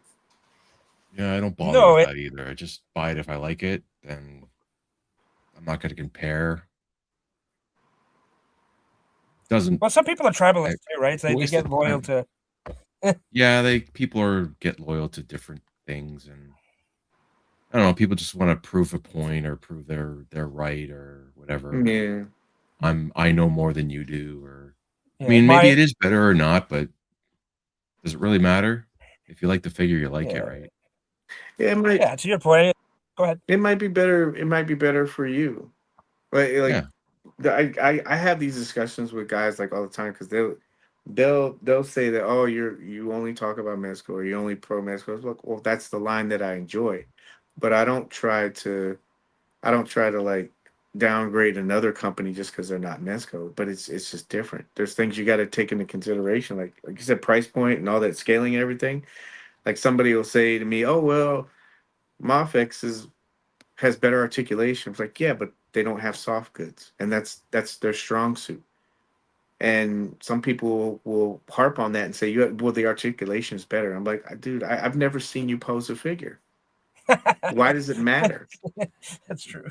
I've seen guys that'll have stuff in boxes and they're just like, this is better than the other ones. Like, you haven't even taken it out of the box. Yeah, Oh, well, this looks better. I haven't seen you take photos. And there's nothing wrong with that, but they're talking points that people yeah. use that other people like kind of regurgitate. What if you're a minimum box collector? How do you know? You know? Absolutely. What if you're I not a poser? What if you're not amazing? Does yeah, articulation really matter anymore? If you're just going to have it standing in a neutral position in your display case, it's like yeah, it's argument for the sake of argument. If you like something, like you said, you just like it. It's cool, and the other person likes what they like, and that's it. But this whole comparison thing, it's never really made any sense to me. I think a lot of people get to the point where they're like, because I like it, therefore it's better. and there's no rationality behind it. It's just because I like it, it's better. That's it. And no matter what you say to them, you're not going to change their mind. They're just arrogance, I guess, is probably the best way to put it. And then somebody joins in, and they get that tribalism going, and Yeah. uh, right, like it just kind of evolves, and you get all your Hasbros and all that kind of stuff. Like at the end of the day, we're all Yeah. collecting tiny plastic people. Like it's Yeah. not that. It's not Take it that too serious. seriously. Don't take Yeah, it personal. Yeah. Someone And disagrees with then, you, that's okay. mhm. yeah. I collect everything. Like there's things I focus on, like Mezco. That's my number one love. Absolutely. But I get the NECA stuff. I get some Legends. Not as much as I do anymore. I got Transformers down here. Um, shit, man, I collect records, vinyl records. Like you, you have to be a complex person in life, and if you kind of just get narrow minded and tunnel vision towards Mhm. one thing, you're missing out on life, buddy. Like Yeah. try things. Like I always say, I don't have a favorite food because I haven't tried everything yet. Yeah. Yeah. Right? It's the same thing with action figures. I don't have a favorite action figure really because I haven't handled them all. There's still more coming out. Even just within the line, the engineering is improving and stuff. Take Mhm. the Toy Biz Marvel Legends versus where we are today. It's Mhm. like Yeah. night and day, right? Like these things evolve. You Uh, remember that Misty Knight, that Marvel Legends Misty Knight? That was one of the very first Marvel Legends I actually bought from Universal Studios. oh, I nice. bought it. Yeah, it was my Yeah. first one. But like, if you take that and you compare it to Tangerine, Oh God, yeah. you can, and that's what I like. I just like the fact that that figures have come so far. I remember, you know how we just talked about before, like when we were going to Toys R Us. I remember articulation wasn't even a thing. If No, your it was figure, like it was 5 points. That was pretty yeah, much all you had with Joe's and everything else. And so we loved I'm it. happy. Yeah, it's that's probably the biggest thing is that you're happy. I mean, like These are I the think we're these are all the just toys looking for we that. these are the toys we played with when we were kids. Absolutely. This is all they did. Yeah, that's it, man. Like it's up down and you had your imagination, but the thing is that you were happy with it. I think that's the biggest Yeah. thing. I don't. Absolutely. That's another thing about comparing stuff. That might make you happy, but it probably won't make me happy. So it doesn't. It's not a factor. So everybody's just trying to chase that nostalgia and be happy. And if you find it with this company, that's cool. If you don't, you find it with another company or find it in different things, like you said. But I don't like when people like they use that as something like to just shit on somebody else's whatever's Yeah. making them happy. There's like a But lot of other shit out there we're trying to like avoid. You know. that being said, that female Mezco buck, the new one on Tangerine, and the one they used, I think it's the same one they used for the Power Rangers. That thing's amazing. And Ghost Spider too. Yeah. I love that Ghost Spider. I play with it all the time. I don't even know who the character is. I thought she looked cool. That's why I bought it. So, and no, they're amazing. Uh, Not that I'm a pervert, but like the boobs are soft. Yeah, Like squishy test. yeah, I was messing uh, around like it's in it. yeah. It kind of feels weird in your hands, right? But it's cool that they did the underlay and then they put the soft goods over top of it, and they move Yeah, really, really well. Um, which leads me to believe that they're perfecting that internal skeleton. yeah, that one's And different than the one that they had with Batman. That Batman one had yeah, a lot of problems. But if you don't if you don't have like that trial and error, I mean, it sucks because it's people paying for it. You know what I mean? But yeah. if you don't have that trial and error, you don't like move up towards that. You know, Like like. like we just said, that they all evolve. Like grab an original NECA figure when they first started coming out, the thing Hmm. would disintegrate in your hand. Like, Yeah. and now look at them; they're amazing. They're really posable. That Larson turtle set is amazing. I love that thing. Mhm. Um, so companies evolve, man, and sometimes they bite off a little bit more than they can chew. But that Batman figure aesthetically, find me a better Keaton Batman in that scale. Yeah, I Impossible as like earlier, I like it a lot, but I uh I was very careful with mine. I didn't put any, what is it? Everybody's saying put that 303 spray on it. I didn't do that either. I didn't do that. All the things we talked about earlier, storing conditions, all this stuff. And I've had fun with. I haven't taken a lot of photos of it, but The only issue I have with mine mhm. is the hip. I have one hip that's frozen. Yeah, I can't get it my to move. friend told me that too. He had the same thing, or he had that with his alien figure too. Oh, okay. Yeah, I'll send you a photo of the skeleton or what it looks like. Yeah, But there's a piece in there where you'll see it. There's a ball and it's kind of like a regular like you would have with your hip and a femur bone. yeah, And if it gets turned a certain way, it won't go that way. I'll show you in the picture, but it's like this, and if it's turned like this, yeah, that's why it's locked because it's supposed to be like this. So you can do that, but it's turned. There's a way you can turn it, but I'll send you the photo. Maybe that'll help. But yeah. I've I had different stuff like that. Yeah, and again, I gotta because all the fear factor with that figure. I just said, you know what? I'll just leave it. I don't It's want an to. And expensive figure, man. Like like you don't he break can, it. Looks he doesn't good. have to go in the Batmobile. He can stand beside it. Yeah, I like the idea of it. It looks really nice. That's for yeah. sure. Oh, that head sculpt is amazing. Yeah. I think it was the time thing too, like the amount of time it took for them to put it out. I think that really weared on a lot of people too. Oh yeah, for sure. Absolutely. Like you waited all this long, and this is what you produced. Like I don't think they were ever going to win with that ever. Nah, they weren't. No. It Like was it could have been the perfect figure. It could have functioned amazing, and then people still would have been they shit on it because it took so long.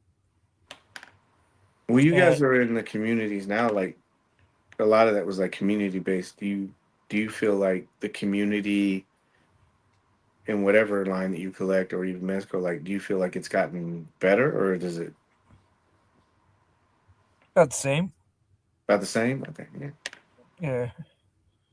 I think a Say that lot of again? that plays on that. Like if communities, I think community plays a big part Oh, in how yeah. well a figure is received, even if it's good or bad. And so I didn't know, like I know we all collect different lines and stuff, so I didn't know if you felt like the community has gotten better or has gotten worse, But with that kind of stuff. but you're always going to have like in the community, like even with your Facebook group, there's always going to be those people that are going to squawk, right? No matter what happens, they're going Yeah. to complain, and that's just the way it is. It's not going to change. Um, well, that I don't think that'll ever go away. Some people just can't make happy. Some Yeah. people just want to see the world burn, right? Like Yeah. it's just the way it is. I don't try to go into those groups when people start criticizing and that I want to see the pictures. I want to see that. I Yeah. scroll into the comments to see what people are saying. But as soon as that trigger point hits where somebody's just being a dick, I stop, close it, and I go on to another picture or something. I don't try to zero in on that. The same reason too. I don't. I love the amazing reviews, but I don't watch them until I have the figure, or unless it's a figure I'm not going to get, right? Hmm. Because I don't want. I want to be surprised. I want to have that reaction I just had tonight, going through everything and being excited and stuff like that. And then after I do that, I go watch his reviews to see if there's anything I missed, right? If there is a pose that I can't, I don't think you can get in, but Hmm. D can do it, and then I can mess with it, and I get a little bit more confidence with it, especially with Mezco, right? Hmm. You don't want to do anything to rip anything or move things awkwardly and break it because it's a lot of money, right? Yeah. Um, so um, I usually use those as like an aftershot, just not to justify my feelings about the figure, but more so it's the fact that maybe I'm thinking in it, to look at it in a different light. And with D, it's always going to be positive, which is great. I love that. So if I don't get overly excited about something, I watch his video and he points things out, and especially those, the, the film reel at the end with all the photos. Um, Yeah. He's good at that, man. yeah, He's good. he can get you pretty, excited about figures that you weren't at first, right? Just because you can see what they do. Yeah. But yeah, I like to go in fresh when I open up a box and then watch the videos later. And I don't care. I'll watch 40 videos about the same figure, just to see different perspectives and how they do it and what they noticed about it. Uh, and I typically don't let them change my mind about things, Mm-hmm. but but sometimes it can happen. Sometimes if you watch 4 reviews in a row and they're all shitting on it, you start questioning yourself. What am I missing? Yeah. Right? Why do I like this figure? Like, what's going on with that? And so that could go the bad way. That's why I stopped watching Anthony's Customs. Like, that dude just shits on everything. And everybody likes to, I guess, and he says he's honest, but there's being honest, and then there's just like trying to find something because you're a reviewer and you have to find something bad with it. Yeah. I yeah, I don't think I need that. He does make good points on his reviews. He points out a lot of good stuff. Now, whether it's, whether his personal opinion gets in the way, who knows, right? Yeah, Sounds like it does, but sometimes it doesn't. he's got a niche market for his reviews that people want hard reviews, hard hitting reporting, essentially, right? There's like hard hitting journalism just in regular news media and stuff like that people gravitate towards, and then there's fluff pieces that some people like as well, right? Um, I think if you have a balance of both, is probably the best way to go. Well, at least Uh, you're open to like the perspective of other people to like whether it's good or it's bad. You're still listening. You're open to having it. There's a lot of people that are just like, I'm only gonna do positive stuff. I'm very selective about what I watch, and so for me, it's I like to watch the negative stuff as well, not hmm because I'm looking for reasons to shit on the figure. It's if they point something out, especially if it's a QC issue, hmm where something's going to break. The guy that's going to be looking for things wrong with the figure rather than looking for what's good about the figure, right. he's going to be able to find that for you, right? So then you know that, oh, you should maybe move this joint in this direction or that because it's going to break or it's going to pop out, so you hmm can be careful with it, right? So from that perspective, it's more the reason why that's what I'm looking for. I'm looking for, what do I have to be watchful with handling this particular figure? Um, and especially with Mescos and stuff like that, or the higher end figures where, an elbow joint pops out and you're like, oh shit, like now I gotta go try to chase one down for $150. Oh no, now it's on the secondary market. Now it's 300. Shit. Like, so from that perspective, um, they have their good points, but you just gotta drown out the noise, man, and just take what you can from it, and just get in and get out. I think with Anthony's Custom, you watch one video, you just watch it and go away and just kind of stay away for a little while and go back and see him a Oh bit wow, later. really? I haven't I've heard of him. I haven't watched any of his Yeah. content. But I mean, do you think that there's so do you think that the reviewers that are positive, they're overly positive and they don't cover that kind of material, or is it, do you know what I mean? Like I just most of think their I'm sorry. I think that with they're not there. They're overly positive or living in sunshine and rainbow land. I think it's they're not looking for any defects, right? hmm Like literally looking like I need to find something wrong with this figure. There's no figure can be perfect. hmm Um, it's more so I like this figure. I'm happy about this figure. I'm excited about this figure. You might put on some rose-colored glasses a little bit, which is gonna maybe give you a little bit of biasy towards the figure, hmm just because your default position is happy and liking things, Right. right? Whereas your default position is, I'm going to see what's wrong with this, and there's got to be nothing's perfect. Where I think with that mindset, you're actually going to find what's wrong with it because you're looking for it, right? It's like anything in life. If you're looking for it, you're going to find it, Right. right? Because subconsciously, it may not be true, but to you, it's going to be because you're looking for it, right? You're going to see things that may not be there sometimes, but other times you're just trying to find the flaw. And with an action figure, you want to know the flaw, right? You want to know what you can do. What which you can put them through. So You think there could be a good balance though, right? Like there could be for somebody sure. out there that would be able to objectively point that stuff out, but then not make it where it seems like they're harping on it, but then not overly glaze a figure, right? There could be just somebody that does it neutrally, you think? I know I can't do it. Yeah. I do reviews, and I get excited about the figure, and my excitement, especially because it's it's live, right? Mm-hmm. In that moment,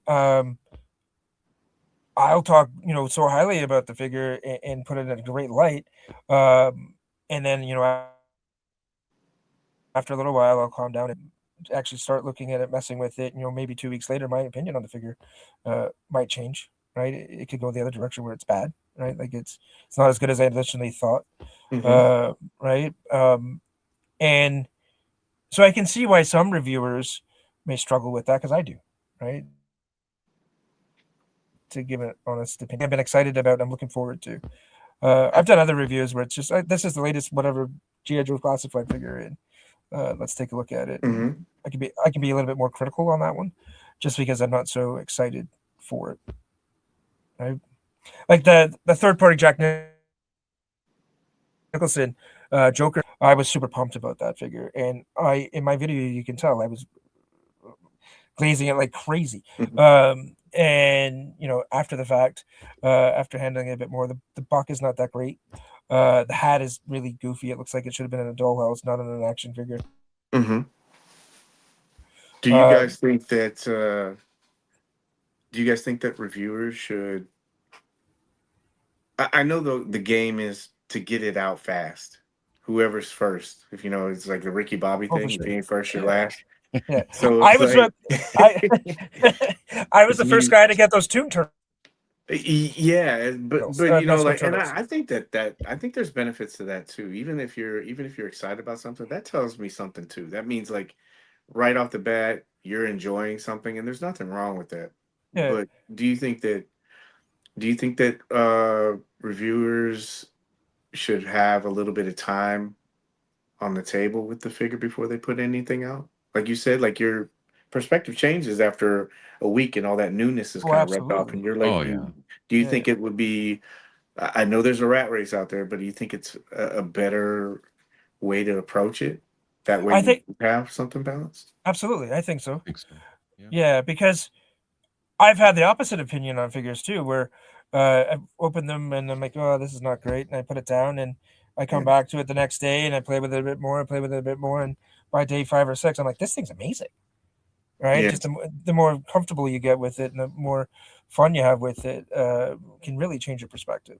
And the opposite could be true too. I get really excited about something, and by day 2, I'm like, this is not nearly as good as I thought it was, and I put it down and I don't go back to it. So, to your point, yeah, absolutely. Um, I think for me, when I do my reviews, I don't call them reviews. I call them rundowns. Right? This is the Yeah. figure. These are my thoughts. This is what Yes. it comes with. I'm not reviewing it. Like, I don't typically say it's good or bad. I'm just excited doing it. And I'm not gonna lie. I typically do figures that I'm excited about in my reviews. If I don't really like it, I'm not gonna do it just to shit on it. Like that's just not Yeah. my personality. Um, but yeah, that's for me for those rundown videos for that niche. I think it's just showing the offer. This is what we got. This is what we're working with. Hmm. Go check it out, and you can decide for yourself.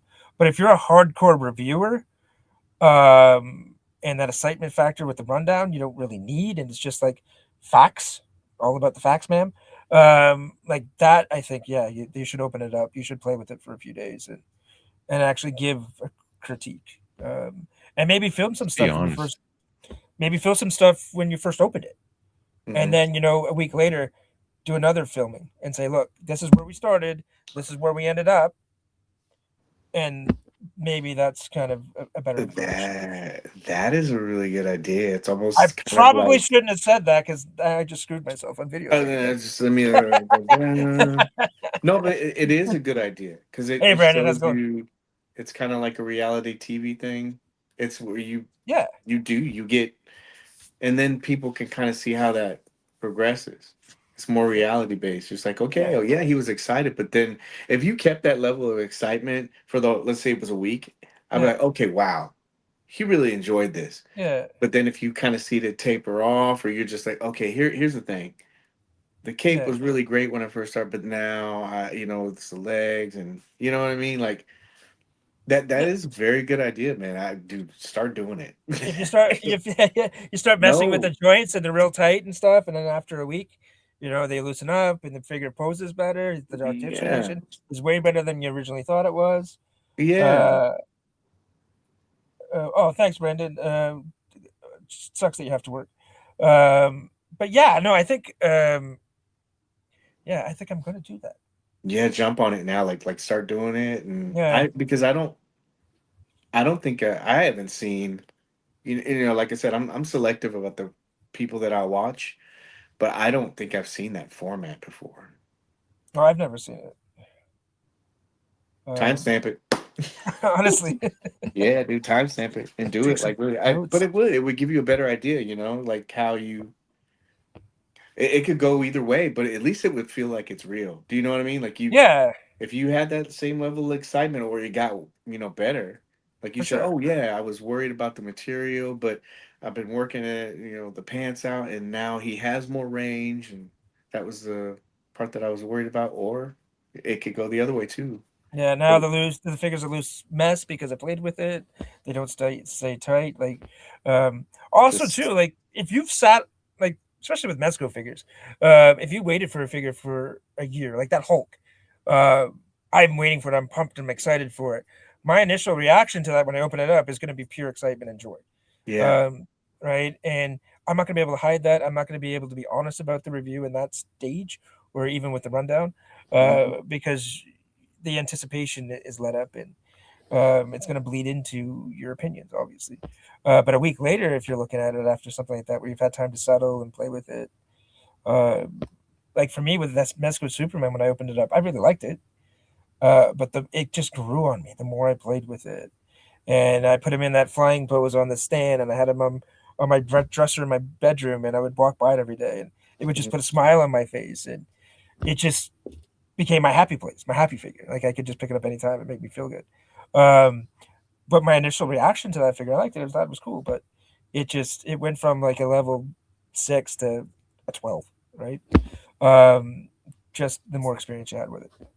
So I still would rather see that kind of like it's almost like an unboxing, you know, yeah, because Yeah. your reaction, whether it's positive or negative, that I mean that's your honest reaction of it, yeah, you can't and that's your you baseline. And then you like I said, it could go either way, but at least I know that okay, he really liked it, and that was his initial reaction. But then all these things happen, and then I like the format a lot because it seems like it's more honest to me. yeah, you can even That's what I say. Just be honest. yeah, for sure. And if you wanted to get even a little bit deeper, you could do like a day one, a day three, and then the final day five. That's what I mean. It's kind of like I'm trying to think of like it's like one of those flip the houses kind of things, like rental Yeah, thing. yeah, Because yeah. That format. yeah, Um, you're not only like say you did something and you're like leg, oh yeah, I did this leg, but then I did this, and now it stressed the seams on the pants, and now they're kind of ripped. But you're kind of going through this whole thing. yeah, You should do it, man. Like I would, if I were you, I would really jump on it because it's unique, and then it's something I would like to see. If anything, it's new, you yeah, know. And yeah. I would watch it just because it does have that genuine feel, honest feel, like Impossible said, it's honest. I'm gonna do it with Savage when he comes in. I'm gonna pop him, videotape that, and then a week later I'll do another video, and I'll document it too, right? If throughout the week I'll take a picture on my phone or something of something when I was playing with it and stuff, and then when we do the final summation on the last day, I can Mm-hmm. just run through the photos like this is what I got to do, this is what I noticed.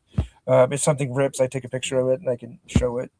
Um, or even just set up a camera where anytime I'm playing with it, just turn it on. Maybe just be real informal with the middle piece, Yeah, and right? it's time based. It's like you unlocked all these like moments through the timeline.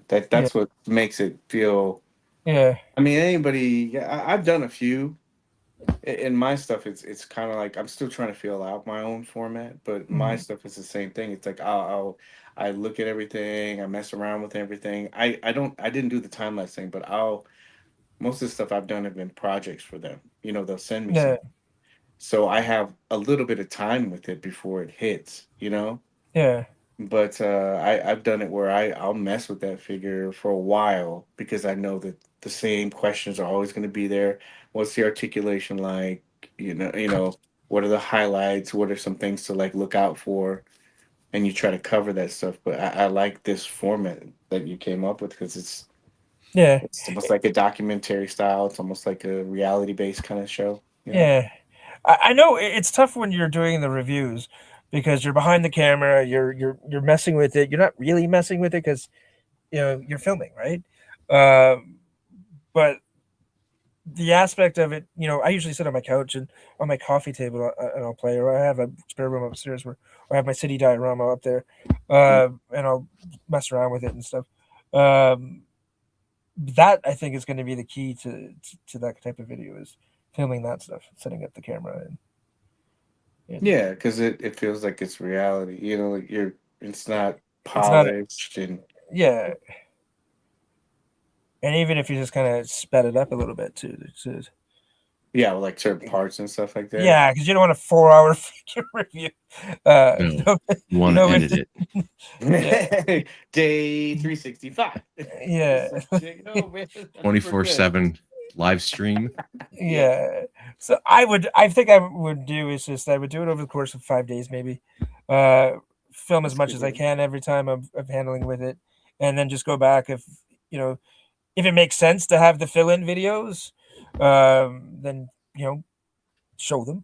If it doesn't, if it's day 1, day 5 feelings, then you just do that, right? Because if from start to finish you're happy, there's no point putting in the filler, Yeah, that's what I mean. Yeah, like, and right? another thing is like this format, like it's new and it's different. But the thing is like with everything that's going on out there, with like how many other content creators are out there, and then AI and everything like that, you have to have something that's different. Yeah, And this doesn't Yeah. seem like it's something that you could anybody. I think if you had AI, it would probably be able to summarize any like 4 or 5 other people's videos. yeah, This seems like it would be something that it would take some learning curve for it to like do. So you're separating yourself from other content creators as well as you know AI because it just seems like it's impersonal. yeah, You for know? sure, absolutely. Um, and in this day and age, there's like to your point, there's nothing new, right? Everything's been done. Yeah. If you watch those reviews, it's formulaic, right? It's here's the box, here's the figure out of the box, Hmm. this is the All the same. articulation, these are the accessories, these Yep. are my thoughts. Like it's just that formula. It's like a rom com, you know. They meet, they hate each other, Yeah. then they fall in love, then they Yeah. have a fight, and then they get back together, and now they're happily ever after, right? Like Hmm. it's the same idea, right? Um, so yeah, this is a little bit different because you spread it out in the middle. So I yeah, like it. yeah, I'm gonna try Jump it. on it quick. Jump on I, it quick. Better I'm gonna do it. yeah. I don't Yeah. think the secret's Someone gonna get steals out it. with our 2 viewers tonight. Oh my Uh, God, you'd be surprised, man. You'd be surprised. yeah, The replay I squad, man. Gotta watch out yeah, for them. well, yeah, yeah, that, and then like sometimes word of mouth happens and stuff like that. Like I can't tell you how many times like I've done topics on the show or there's information. If I have a relationship with Mesco or something like that, and they give me information, that's not information that would be just spread around. It's like, yeah, you can talk about that. I've seen that happen. You never know who's watching, so you should. That's why I tell you, like, jump on it now and establish it, and yeah. don't worry, we'll remember. Like, So they copied that guy's idea. actually, you know what, Paige, you're really good at giving people credit. I know Oh, when yeah. I know I've posted up pictures in the Mezco groups and stuff, and you've shouted me out saying, "Look, you know, I found it, mentioned me by name, go check them out and stuff." So, That's really appreciated because there's a lot of guys out there that just takes people's stuff and they don't give any credit. Oh Um, yeah, I right. caught a So, lot of that in my when I first started. I had quite a few people doing that. Like it takes, obviously this is before AI and stuff. Like all that stuff that you see, and I'm not bitter. I'm not trying to like complain about it, but all that stuff I collected throughout the year. There's a mm, bunch of like all that information that you see. I collect all that stuff and then package it and present it and put it out. And like when you see people just taking it, you're like, yo, man, dude, that's like a year of my work, a year of my life like put into that, and you're just grabbing it, not giving credit. And so I experience that now still, and I experienced it a lot when I first started, and it's just it doesn't make sense to me. So I always told myself when the first time it happened to me, I said I'll never do that to anybody because it doesn't make sense to me whether you're taken from an artist or whether you're taken from somebody else. Like you could still share all that stuff and it doesn't devalue what you did. Like you said with your example, like you've given me info. You're like, hey man, check this out. Oh dude, I got you. Where do you want me to credit? What tag do you want me to put? yeah. Because all it does is it helps. You help me, and I appreciate it. And Hmm. you help the community, right? And then also that opens up the door for maybe somebody said, well, who's this guy? He just gave him information. Does he know more than him? Or, maybe they go to your page and they say, oh, well, he does photos or he does this. He collects this, he collects records. There's just it's a connection thing. So I never understood what the big deal was with giving somebody credit with anything. Because all you're doing is you're just expanding or making the whole community better as a whole. You know what I mean? Like to me, that's what it Hmm. Yeah. is. Oh You yeah, know, I agree totally. I really quick. So I love hip hop. I love R&B and B and stuff like that, right? And I knew that artists would chop up samples, right? But sometimes I wouldn't know what the samples were. And I've been getting on this vinyl kick lately on Instagram, and they break down all these samples. Let's say, oh, they took the drums from here, the drums from there, the beat from here, the chorus line from here. I'm like, oh wow. So, but they're giving credit. So I'll go check out, oh, they stole they not stole, they sampled the drums from James Brown's this. I'm like, oh really? I love that. And so I listened to that song, you know you're almost like you're just keeping that circle alive. And I don't understand why people want to cut it because even though I have a good system down and I can push out Mezco information, I need, I don't have everything. You might get something before I do, right? Hmm.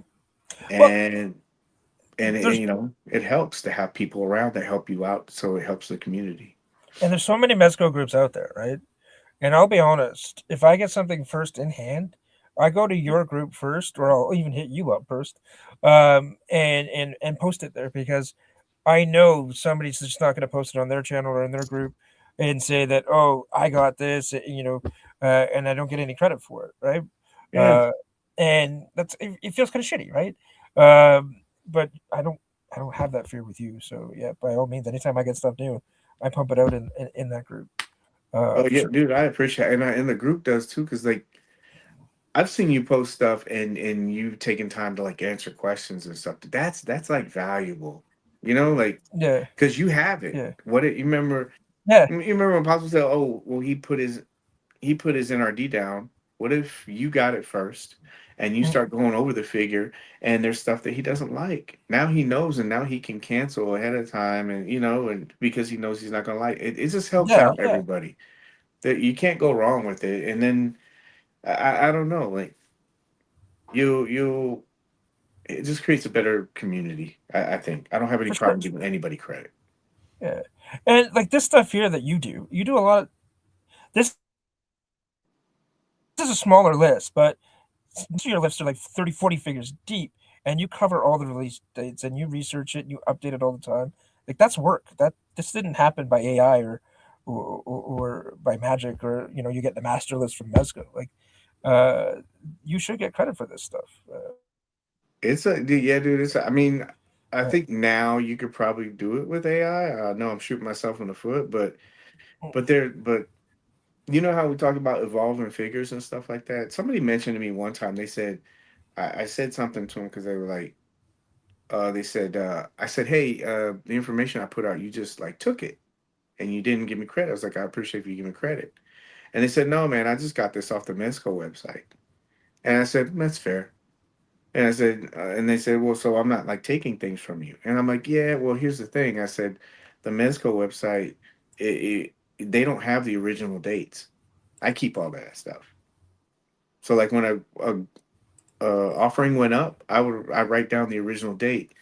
If they moved the date on there and they put the new date, you didn't know what the date was. You know, Mm. you may have gone and like done research on it and stuff like that. But I mean, come on, honestly, all that stuff is I've already put out in the groups and stuff like that. You need to put watermarks on your stuff. It won't work, man. I'm Yeah. telling you. I've No, done not it this day and all. age. I've done Yeah. shifty stuff too, like not shifty stuff, but like I'll know somebody steals from me because a lot of I don't do it as much now, but there are times when I would put wrong information in these Oh just to wow. see some, yeah, just to see who would Yeah. take it, and it happened every time, and I would say, Oh yeah, shit. yeah, and but it's not, it's just the fact that you're doing all of it, you know. You want, it's like if somebody took an idea or something like you like that we were talking about, or a photo Yeah. concept or something. It's like you don't want that to happen, but sometimes it does, and you just wish that people would like understand that just like you would put enough time and effort into putting up a shot or research or anything like that, that people just kind of respect it, you know. For sure. And this helps me out too as a big Mezco collector, and I there's very few releases I don't buy. So to have a schedule of okay, what do I need to budget for? What's coming up, right? Yeah, Are we going to get slammed like we do every December? Um, and be able to budget my money properly, right? Especially as a Canadian, because if the U.S. yeah, dollar is high, then I won't I won't buy any U.S. dollars at that point in time. But if the Canadian dollar pops up, I can go check your list and say, look, 2 3 figures are expected to come out this quarter. Maybe I should push some money into the U.S. account, yeah. right? So this helps me immensely, and it's really appreciated.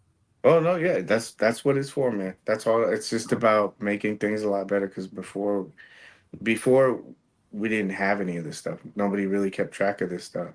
There Mhm. was some people that kept track of like maybe, when something came out or something like that, but nobody kept track of updated release dates, No, and I've had to like evolve this stuff and make it look different too, because that got me. I thought about it before, but when somebody said to me, "Yeah, you can just get all this information off of the website," it's like, yeah, you could do that, but that's not true because once these offerings, once they go away, they take them away from the website, mhm, so you don't have that information anymore. yeah, And then there's some time, let's say like Robo. I'm not saying anything bad about Robo, but let's say Robo covers it, and he says, "Yeah, Punisher went up and it went up in January, right? You don't know what year that was because maybe it took a year or two. You don't know how many release date changes happened yeah, in between there. That's how I know because I've done that where I've tracked some of that stuff. I have like, but you have to do things to make it different, and make it more valuable. And it's good to hear that it helps out people because that means oh for it's sure, worth it. yeah. So Well, I do the third party stuff as well, and people want to complain about Mezco. Their pre-orders they can be delayed quite a bit, and you want to talk about lack of communication. There's nothing. yeah, You don't hear anything until maybe a week before the figure is actually going to land, where they'll start putting up promotional shots or just images of the figure online. yeah. But other than that, like I got the '66 Joker, Hmm. the Cesar Romero one. I Oh yeah, pre-ordered that like 2 years ago. I think like it's been a while. yeah, And now I just got shipping notice that it's going through and it's going. But there was no communication on that. yeah, I was beginning to question whether it was going to come out at all. Uh, yeah. And some so companies operate like that. Like I had a friend of mine. Like I told him, I was like, I'm not trying to be big headed about it, but I do cover this stuff. I was like, but like, let's say I just didn't do it anymore. Mezco, yeah, they don't update that stuff, right? no, So it's you're helping people out, and that's the best part about it. But people, you have to understand that, like, take those things as something good, you know? Yeah. Because if it wasn't there, there's guys in Joe's group that keep track of all that stuff, you know? They put a lot of work into it. They'll tell you every single Joe that came out for the year. You know, just dude, just throw them a bone and be like, hey, this is where I got it. You But, know, this is the guy that made it. You know, but like we talked about, some people just want to watch the world burn, man. Like, just you're never gonna make them happy. Right? yeah, They're always gonna shit on it, like, well, you just pulled it from here or there and got it from the website. Like, yeah, you didn't do anything. Well, you didn't do it.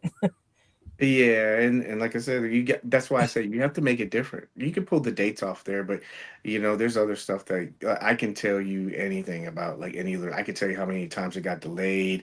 I can tell you when it shipped. I can tell you where it shipped. You know, I mean, you follow pretty much what I do, but it's Yeah. that's to kind of show that there's more to it than just taking stuff off the website. Like I'll do the end of the year. I'll tell you all of the figures that came out for the year. Dollar Because amounts. honestly, I don't think a lot of people keep a hold of that. But then I'll tell you the totals. I hate You that. By the way, you gotta stop doing that well, it's good because you're making information, me feel right? bad about myself for spending that much money in the course of a year. But it's good information. You're like, will help you Oh, budget. You're like, okay, if you knew that you spent however much last year, yeah, you're like, okay, I need to kind of allocate maybe this much for next year, or just for inflation, or just for just certain things. It's just that it was understanding that Mezco, this isn't something Mezco communicated. I'm like, okay, well, what can help with that? And then also, how do you contribute to the community to make it better instead of complain about everything? You yeah. know, oh, this sucks. You know, they keep pushing stuff back, and it's like, yeah, they keep pushing it back, but did you look at it as now I have extra time to prepare for this now? You have this list. It says, okay, it got pushed back. Okay, I got 2 more months.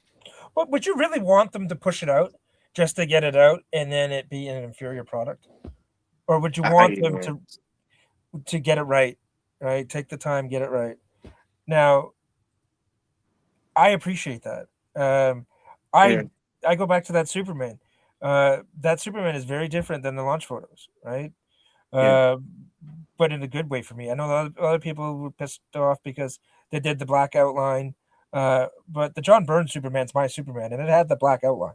Mm-hmm. So for me, that was an upgrade. And plus, too, with I know this is kind of behind the scenes, so you don't have to answer this, but it seems like Mezco has an affinity to Migo, and he's really trying to kind of incorporate that into his superhero launches, right?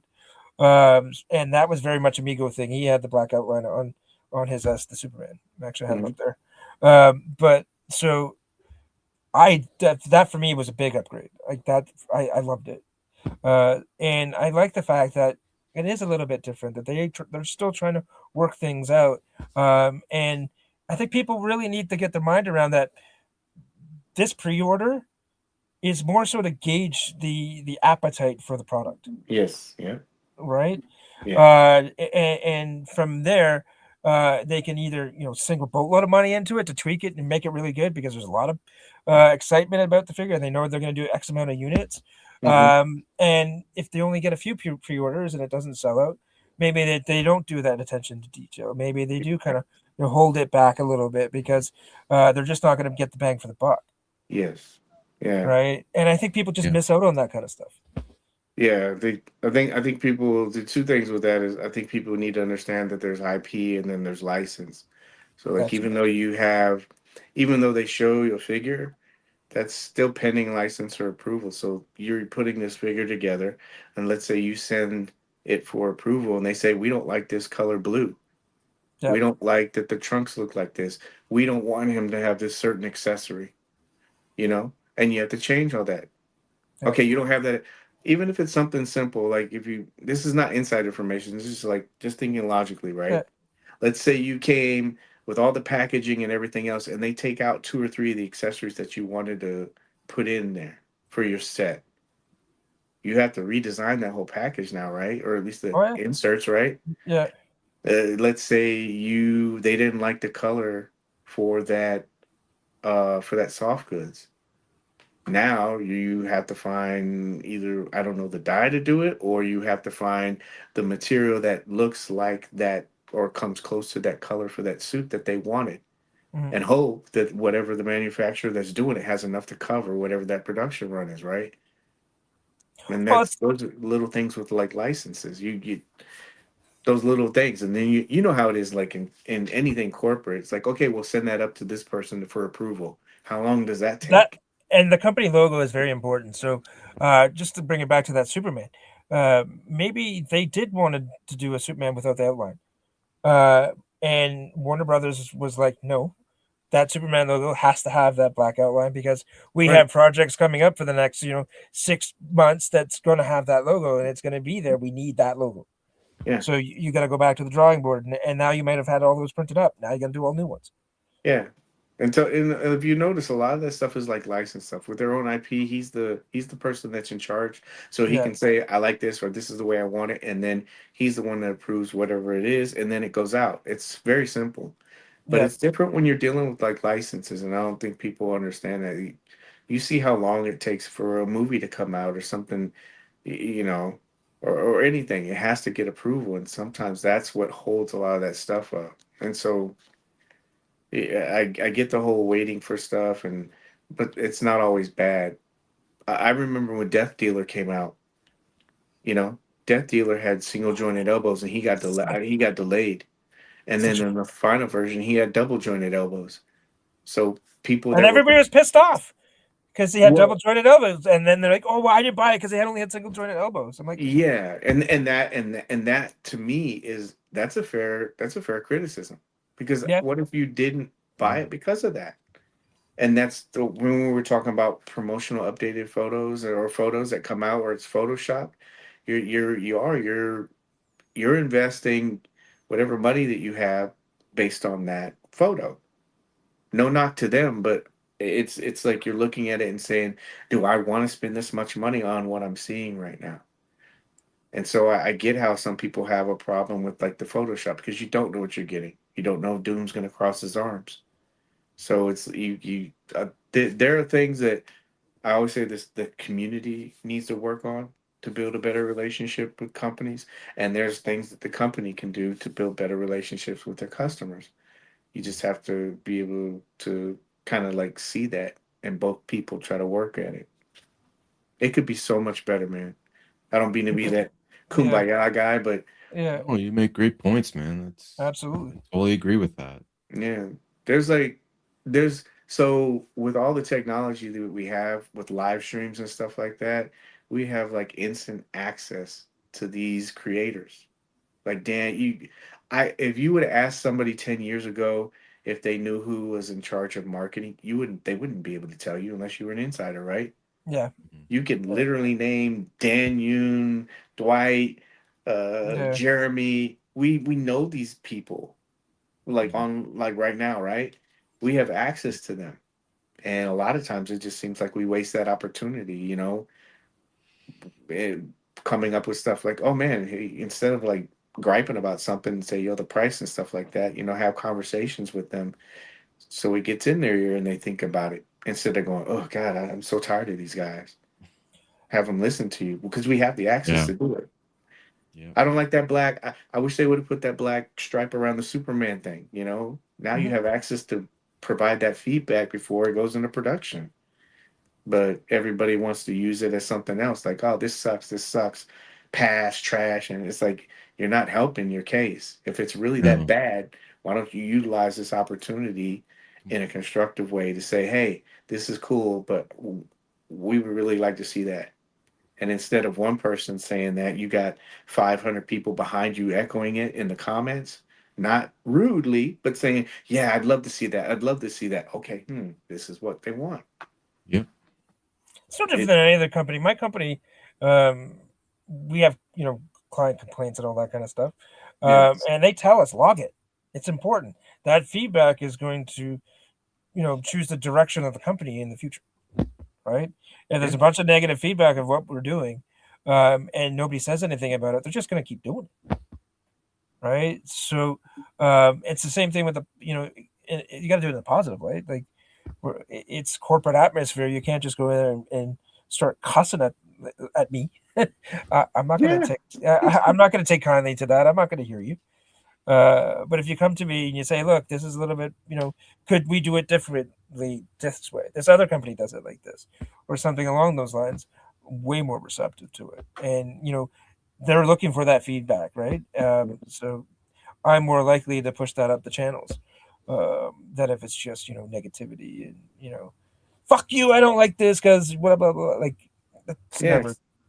Soon as that happens, people stop listening, Yeah. right? It's well, like they're in the business. If it's almost like it's an oxymoron. Like people will say, "Oh, well, all they're trying to do is they're trying to like make money off of us." Yeah, that's the point. They're trying to make money. You Welcome to don't think that capitalism. they, yeah, you don't think that they would For want to make more business. money? Yeah, Yeah, but yeah. you don't think they'd want to make more money? How would they make more money if they had more satisfied customers?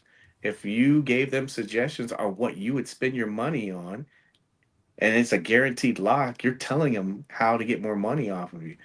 But if you're just sitting there saying, "Oh, this sucks," what kind of feedback is it? You're not giving them feedback to improve. All you're doing is you're turning them off because I don't know about you guys. I don't know the last person that walked up to me that I didn't know and says, "Hey, man, you suck.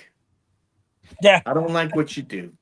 You're horrible at your job. You know what I do? No, just what I observed. You suck at your job. Yeah. There's other people that do your job better than you. Yeah. How long are you going to listen to that feedback when you Oh know yeah. that you do a fairly decent job? Would you Yeah. give that person any more time after a while? It's not No. productive. But if someone came up to you and said, "Hey man, I think you do a good job, but here's the thing, I think you can do it more effectively this way." Bang, bang, bang, bang, bang, bang. And you know what? I would probably come here more or buy more from you if you did these things. I'm happy with what you got now. There's times when I go to another place, but I tell you what, you'd have me locked in if you did these things. If Mezco had a direct communication with the customers, I know with the IG they do message you on there with launches and all that kind of stuff, but you're Yeah. not allowed to message back, right? If it might be a good idea for them, and they can filter it now with AI, where if there's shitty comments, they just don't even populate, right? We can do that with our YouTube. They Mhm. can do things like that. But would it make sense for them to open up a customer's feedback window of say 24 hours where people could just go in and make suggestions, and with AI you can filter out all the noise, right? And get some honest feedback. Or do you think it would be just an opportunity for these malcontents to just go in there and shit on it? Like I I, think I think everyone in every community, like they need to like rethink how they approach communication with companies. It's a back and forth. It's like a dance, right? absolutely. So if you want the company to listen to you, I think you have to present the information in a way that it opens up that dialogue. Like I said, if you sit there and say somebody sucks and everything they do, you don't like whatever they do, Yeah, they're not gonna listen to you. I don't know any human on the planet that just sits there yeah, and takes yeah. negativity and says, "Yeah, well, tell me more, and let me try to pick out a nugget or two of what you're really trying to say to make this better." No, Nobody's but I gonna mean, do Yeah. that. I mean, like, there's got to be a delivery mechanism to get that feedback to the company, Right. But it takes right? this the first step you have to have is you have to have the communication.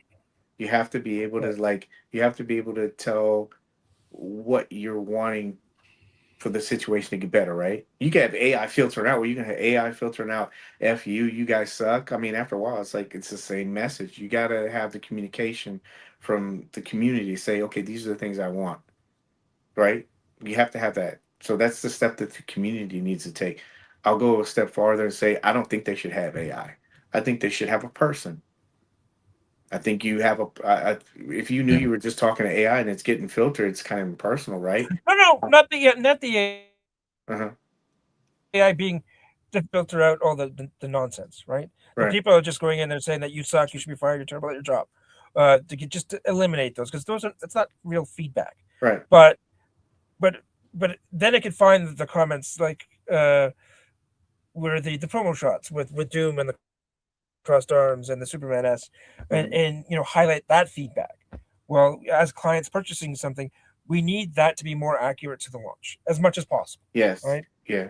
And zero in on that kind of feedback. So when the company launches something, um, we kind of have a good understanding of what we're getting. Yes. Now, is it I always going to be 100%? No, but at least we would have a better idea of what's going to come, right? yeah. And all companies do it. Like we've seen it with Marvel Legends, where in the promo images they have double jointed elbows on the female buck. The figure Hmm. comes out and they're single jointed, Gotcha. right? We have images where they come out and they have no pins. They come out, they got pins, right? Because again, it's all Photoshop, right? It's all Hmm. renders. They're not using the proper stuff. But if we could find a way that we could get the positive feedback, the constructive criticism, Hmm. rather than the griping, I think that would be very beneficial for both us and the company involved. Right? It doesn't necessarily have to be Mezco. Um, but ultimately, I think a company's goal is to release a product that 95% of the marketplace is happy with because it's never going to be 100, Hmm. and sell as many units as I can. Right. Right? Yeah. Um, I agree. I agree with you. I think it still goes into the message and receiver. If you knew that you were, even if the community was, you know, this is what we would like, and they're properly yeah. communicating, I still think that you need something acknowledging that and then saying, okay, yeah, we hear you. I think it should be personal in today's day and age, especially. No, no, Yeah. I'm fine. I I can would hate to, I would hate to be the guy that has to do that job, and he's Uh-huh. going to get funneled in with all the noise, the derogatory messages, because I don't know how you can filter through that day in and day out, and Well, not just you eh, could eh, use the AI like you said, like if there's a that's thing, what. like if Yeah. something kept coming up. But I mean, I still think you have to have somebody like receiving No, it. I'm And, on board with that. Yeah, I would yeah, want. because it makes it more personal. Like it's almost like the difference between them just putting up a bunch of like still shots because they know that somebody will want this, and then having a team discuss some of the things. Yeah. Like I personally like the Hasbro. I know they get a lot of flack, but I like when they show that stuff. Mm. I like seeing somebody enjoys not only the work that they put into something and they're excited about it, but they're showing that excitement through everybody else and saying, "This is what we got." I don't know. I'm not trying to be anti AI, but I just think like there's that personal No, no, touch kind of. I think it was a lot. The point was lost a little bit. Was I want an individual or maybe a group of individuals Hmm. to receive that information. Right. AI was just a tool to filter out all the noise. So when it gets to them, it's just not all they have to filter through all the noise and the nonsense. That once it gets to their table, they can take the constructive criticism, format it, put it up to the designers and things like that. Hmm. Hey, look, these are the top 5 points that the community has Right. regarding our launches. What can we do to address this? Oh yeah, yeah. I think we're on the same page. Yeah, I mean like as far as like both. yeah, I totally agree with you. I just think both of them kind of like help. You yeah. just have the ability to like communicate that to people because there are certain things that you need to have. I think those lives would be better if they were interactive. oh yeah, But definitely. there's Yeah, I certain agree. questions. Yeah, that like say they show a product, right? Let's go back and talk about like Death Dealer. Let's say you revealed it live, right? And you saw there were single joints. Like usually, like if you just see a solicitation, you're like that's single jointed, right? You're like, I don't know if I want to buy this. What if you had somebody that was doing it live and said, "Yeah, here we go, we got but this is a prototype. We got single joints on it right now, but we're looking into trying to put double joints on it." Yeah, yeah, Like I understand photos and stuff like that, and even if to your example, if you saw that there were pinless joints on it, just all of a sudden, yeah, I think yeah. there's a connection element to it. Like even if there's follow up questions to it, you know what I mean? Maybe I don't know. Maybe it would. Maybe it wouldn't help. I don't know. No, I think it would help. It's like Doom, right? Where they have him with the crossed arms. If there was somebody saying like, "Look, this is a promo image. We want him to do this. We don't know if it's possible." Yes. Right? Like Yes. that's our intent, but with the buck, with the polystone or whatever the hell what you call that, the heavy material that he was made out of, it's just not possible. We can't do it. Or or even like things like some of the other figures like Shredder that got a lot of flack. yeah, You have somebody saying, okay, yeah, this is, even though it's blasted on there, people don't seem to acknowledge it. Like I'll put up placards in those displays and stuff that say yeah, prototype, not the final version, and it's like people just look past that. Oh, this sucks. I don't know if it would help, but maybe if you had somebody there that says, guys, listen, somebody official, you know. yeah, I can say to him, Blue Moon. I don't know. There's sometimes people just are like, I don't care what he says. But yeah. like if you had somebody that has a little Mexico badge and says, guys, this is the prototype and this is what we're trying to do, or this is not the final version, and or these are the things that he will have or he won't have. I think it would take out a lot of guessing if you wanted to buy something, right? You'd be a little bit more. It's a Mezco PR kind of thing. Yeah. Yeah. Yeah. Well, we've been going for 2.5 hours, so I told him I can go long. We do too. well, it's Sunday night. We're 3 hours, I think, Sunday night. So, But I appreciate it, guys. This is yeah, I had a thanks, Toy lot Paige. of Thanks fun. for coming on, man. yeah, Appreciate it. no, much appreciated. Good time, good conversation. Oh yeah. Yeah, I'll invite you again, or we'll invite you again. Yeah, absolutely, man. If you want to come back on, Yeah. Yeah, I'd continue love the to, man. conversation. Yeah, I'd love to. It's been great. You guys are really great. Thank you. Likewise. All right. Well, let's put a pin in it then, so to speak, and sign off for tonight. So, do you want to talk about your Paige. channel? What you got going on? Yeah, promote. What do you want to promote? Anything? Oh, well, I mean, if you want to check it out, it's cool. I don't do a lot of promotion, but if you want to, I cover Mezco news, releases, all that kind of stuff, any kind of information. I do some photography occasionally, and then I build diodes. So, but all of that stuff is at the Toy Page. They mentioned the group. If you want any kind of information, there's the Mezco 112 Collectors Group, and there's also other Mezco collector groups out there that definitely will keep you up to date. Just kind of make sure everybody's in the know. Less frustrating collecting experience. That's the whole goal. And your YouTube show is on Wednesday night at 8:30. Yes, sir. Yeah, 8:30. Yeah, 8:35 is called the Hangout, and Yeah. usually we'll have guests on and stuff like that. Also, people from the community, and it's some toy news, a lot of Mezco heavy news, and then just information. So, like if you have questions about upcoming cons or events, or usually I try to like put stuff in there information wise, like be ready for this, be ready for that. So that stuff's always there. And it's good vibe. It's relaxed. It's chilled. It's positive. Get some good jokes and stuff. So it's a good time. Yeah. I tune in when I can, and yeah, Appreciate it. yeah. It's a good also show. like this too. It's not. I know.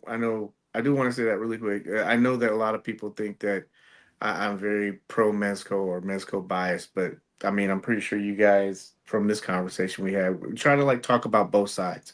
I don't Sure. think that Oh, you yeah, can sit there sure. and say that Mezco's perfect or they do other. Oh. There's things that everybody can work on together to make it a better overall experience. So we try to cover both of that. So.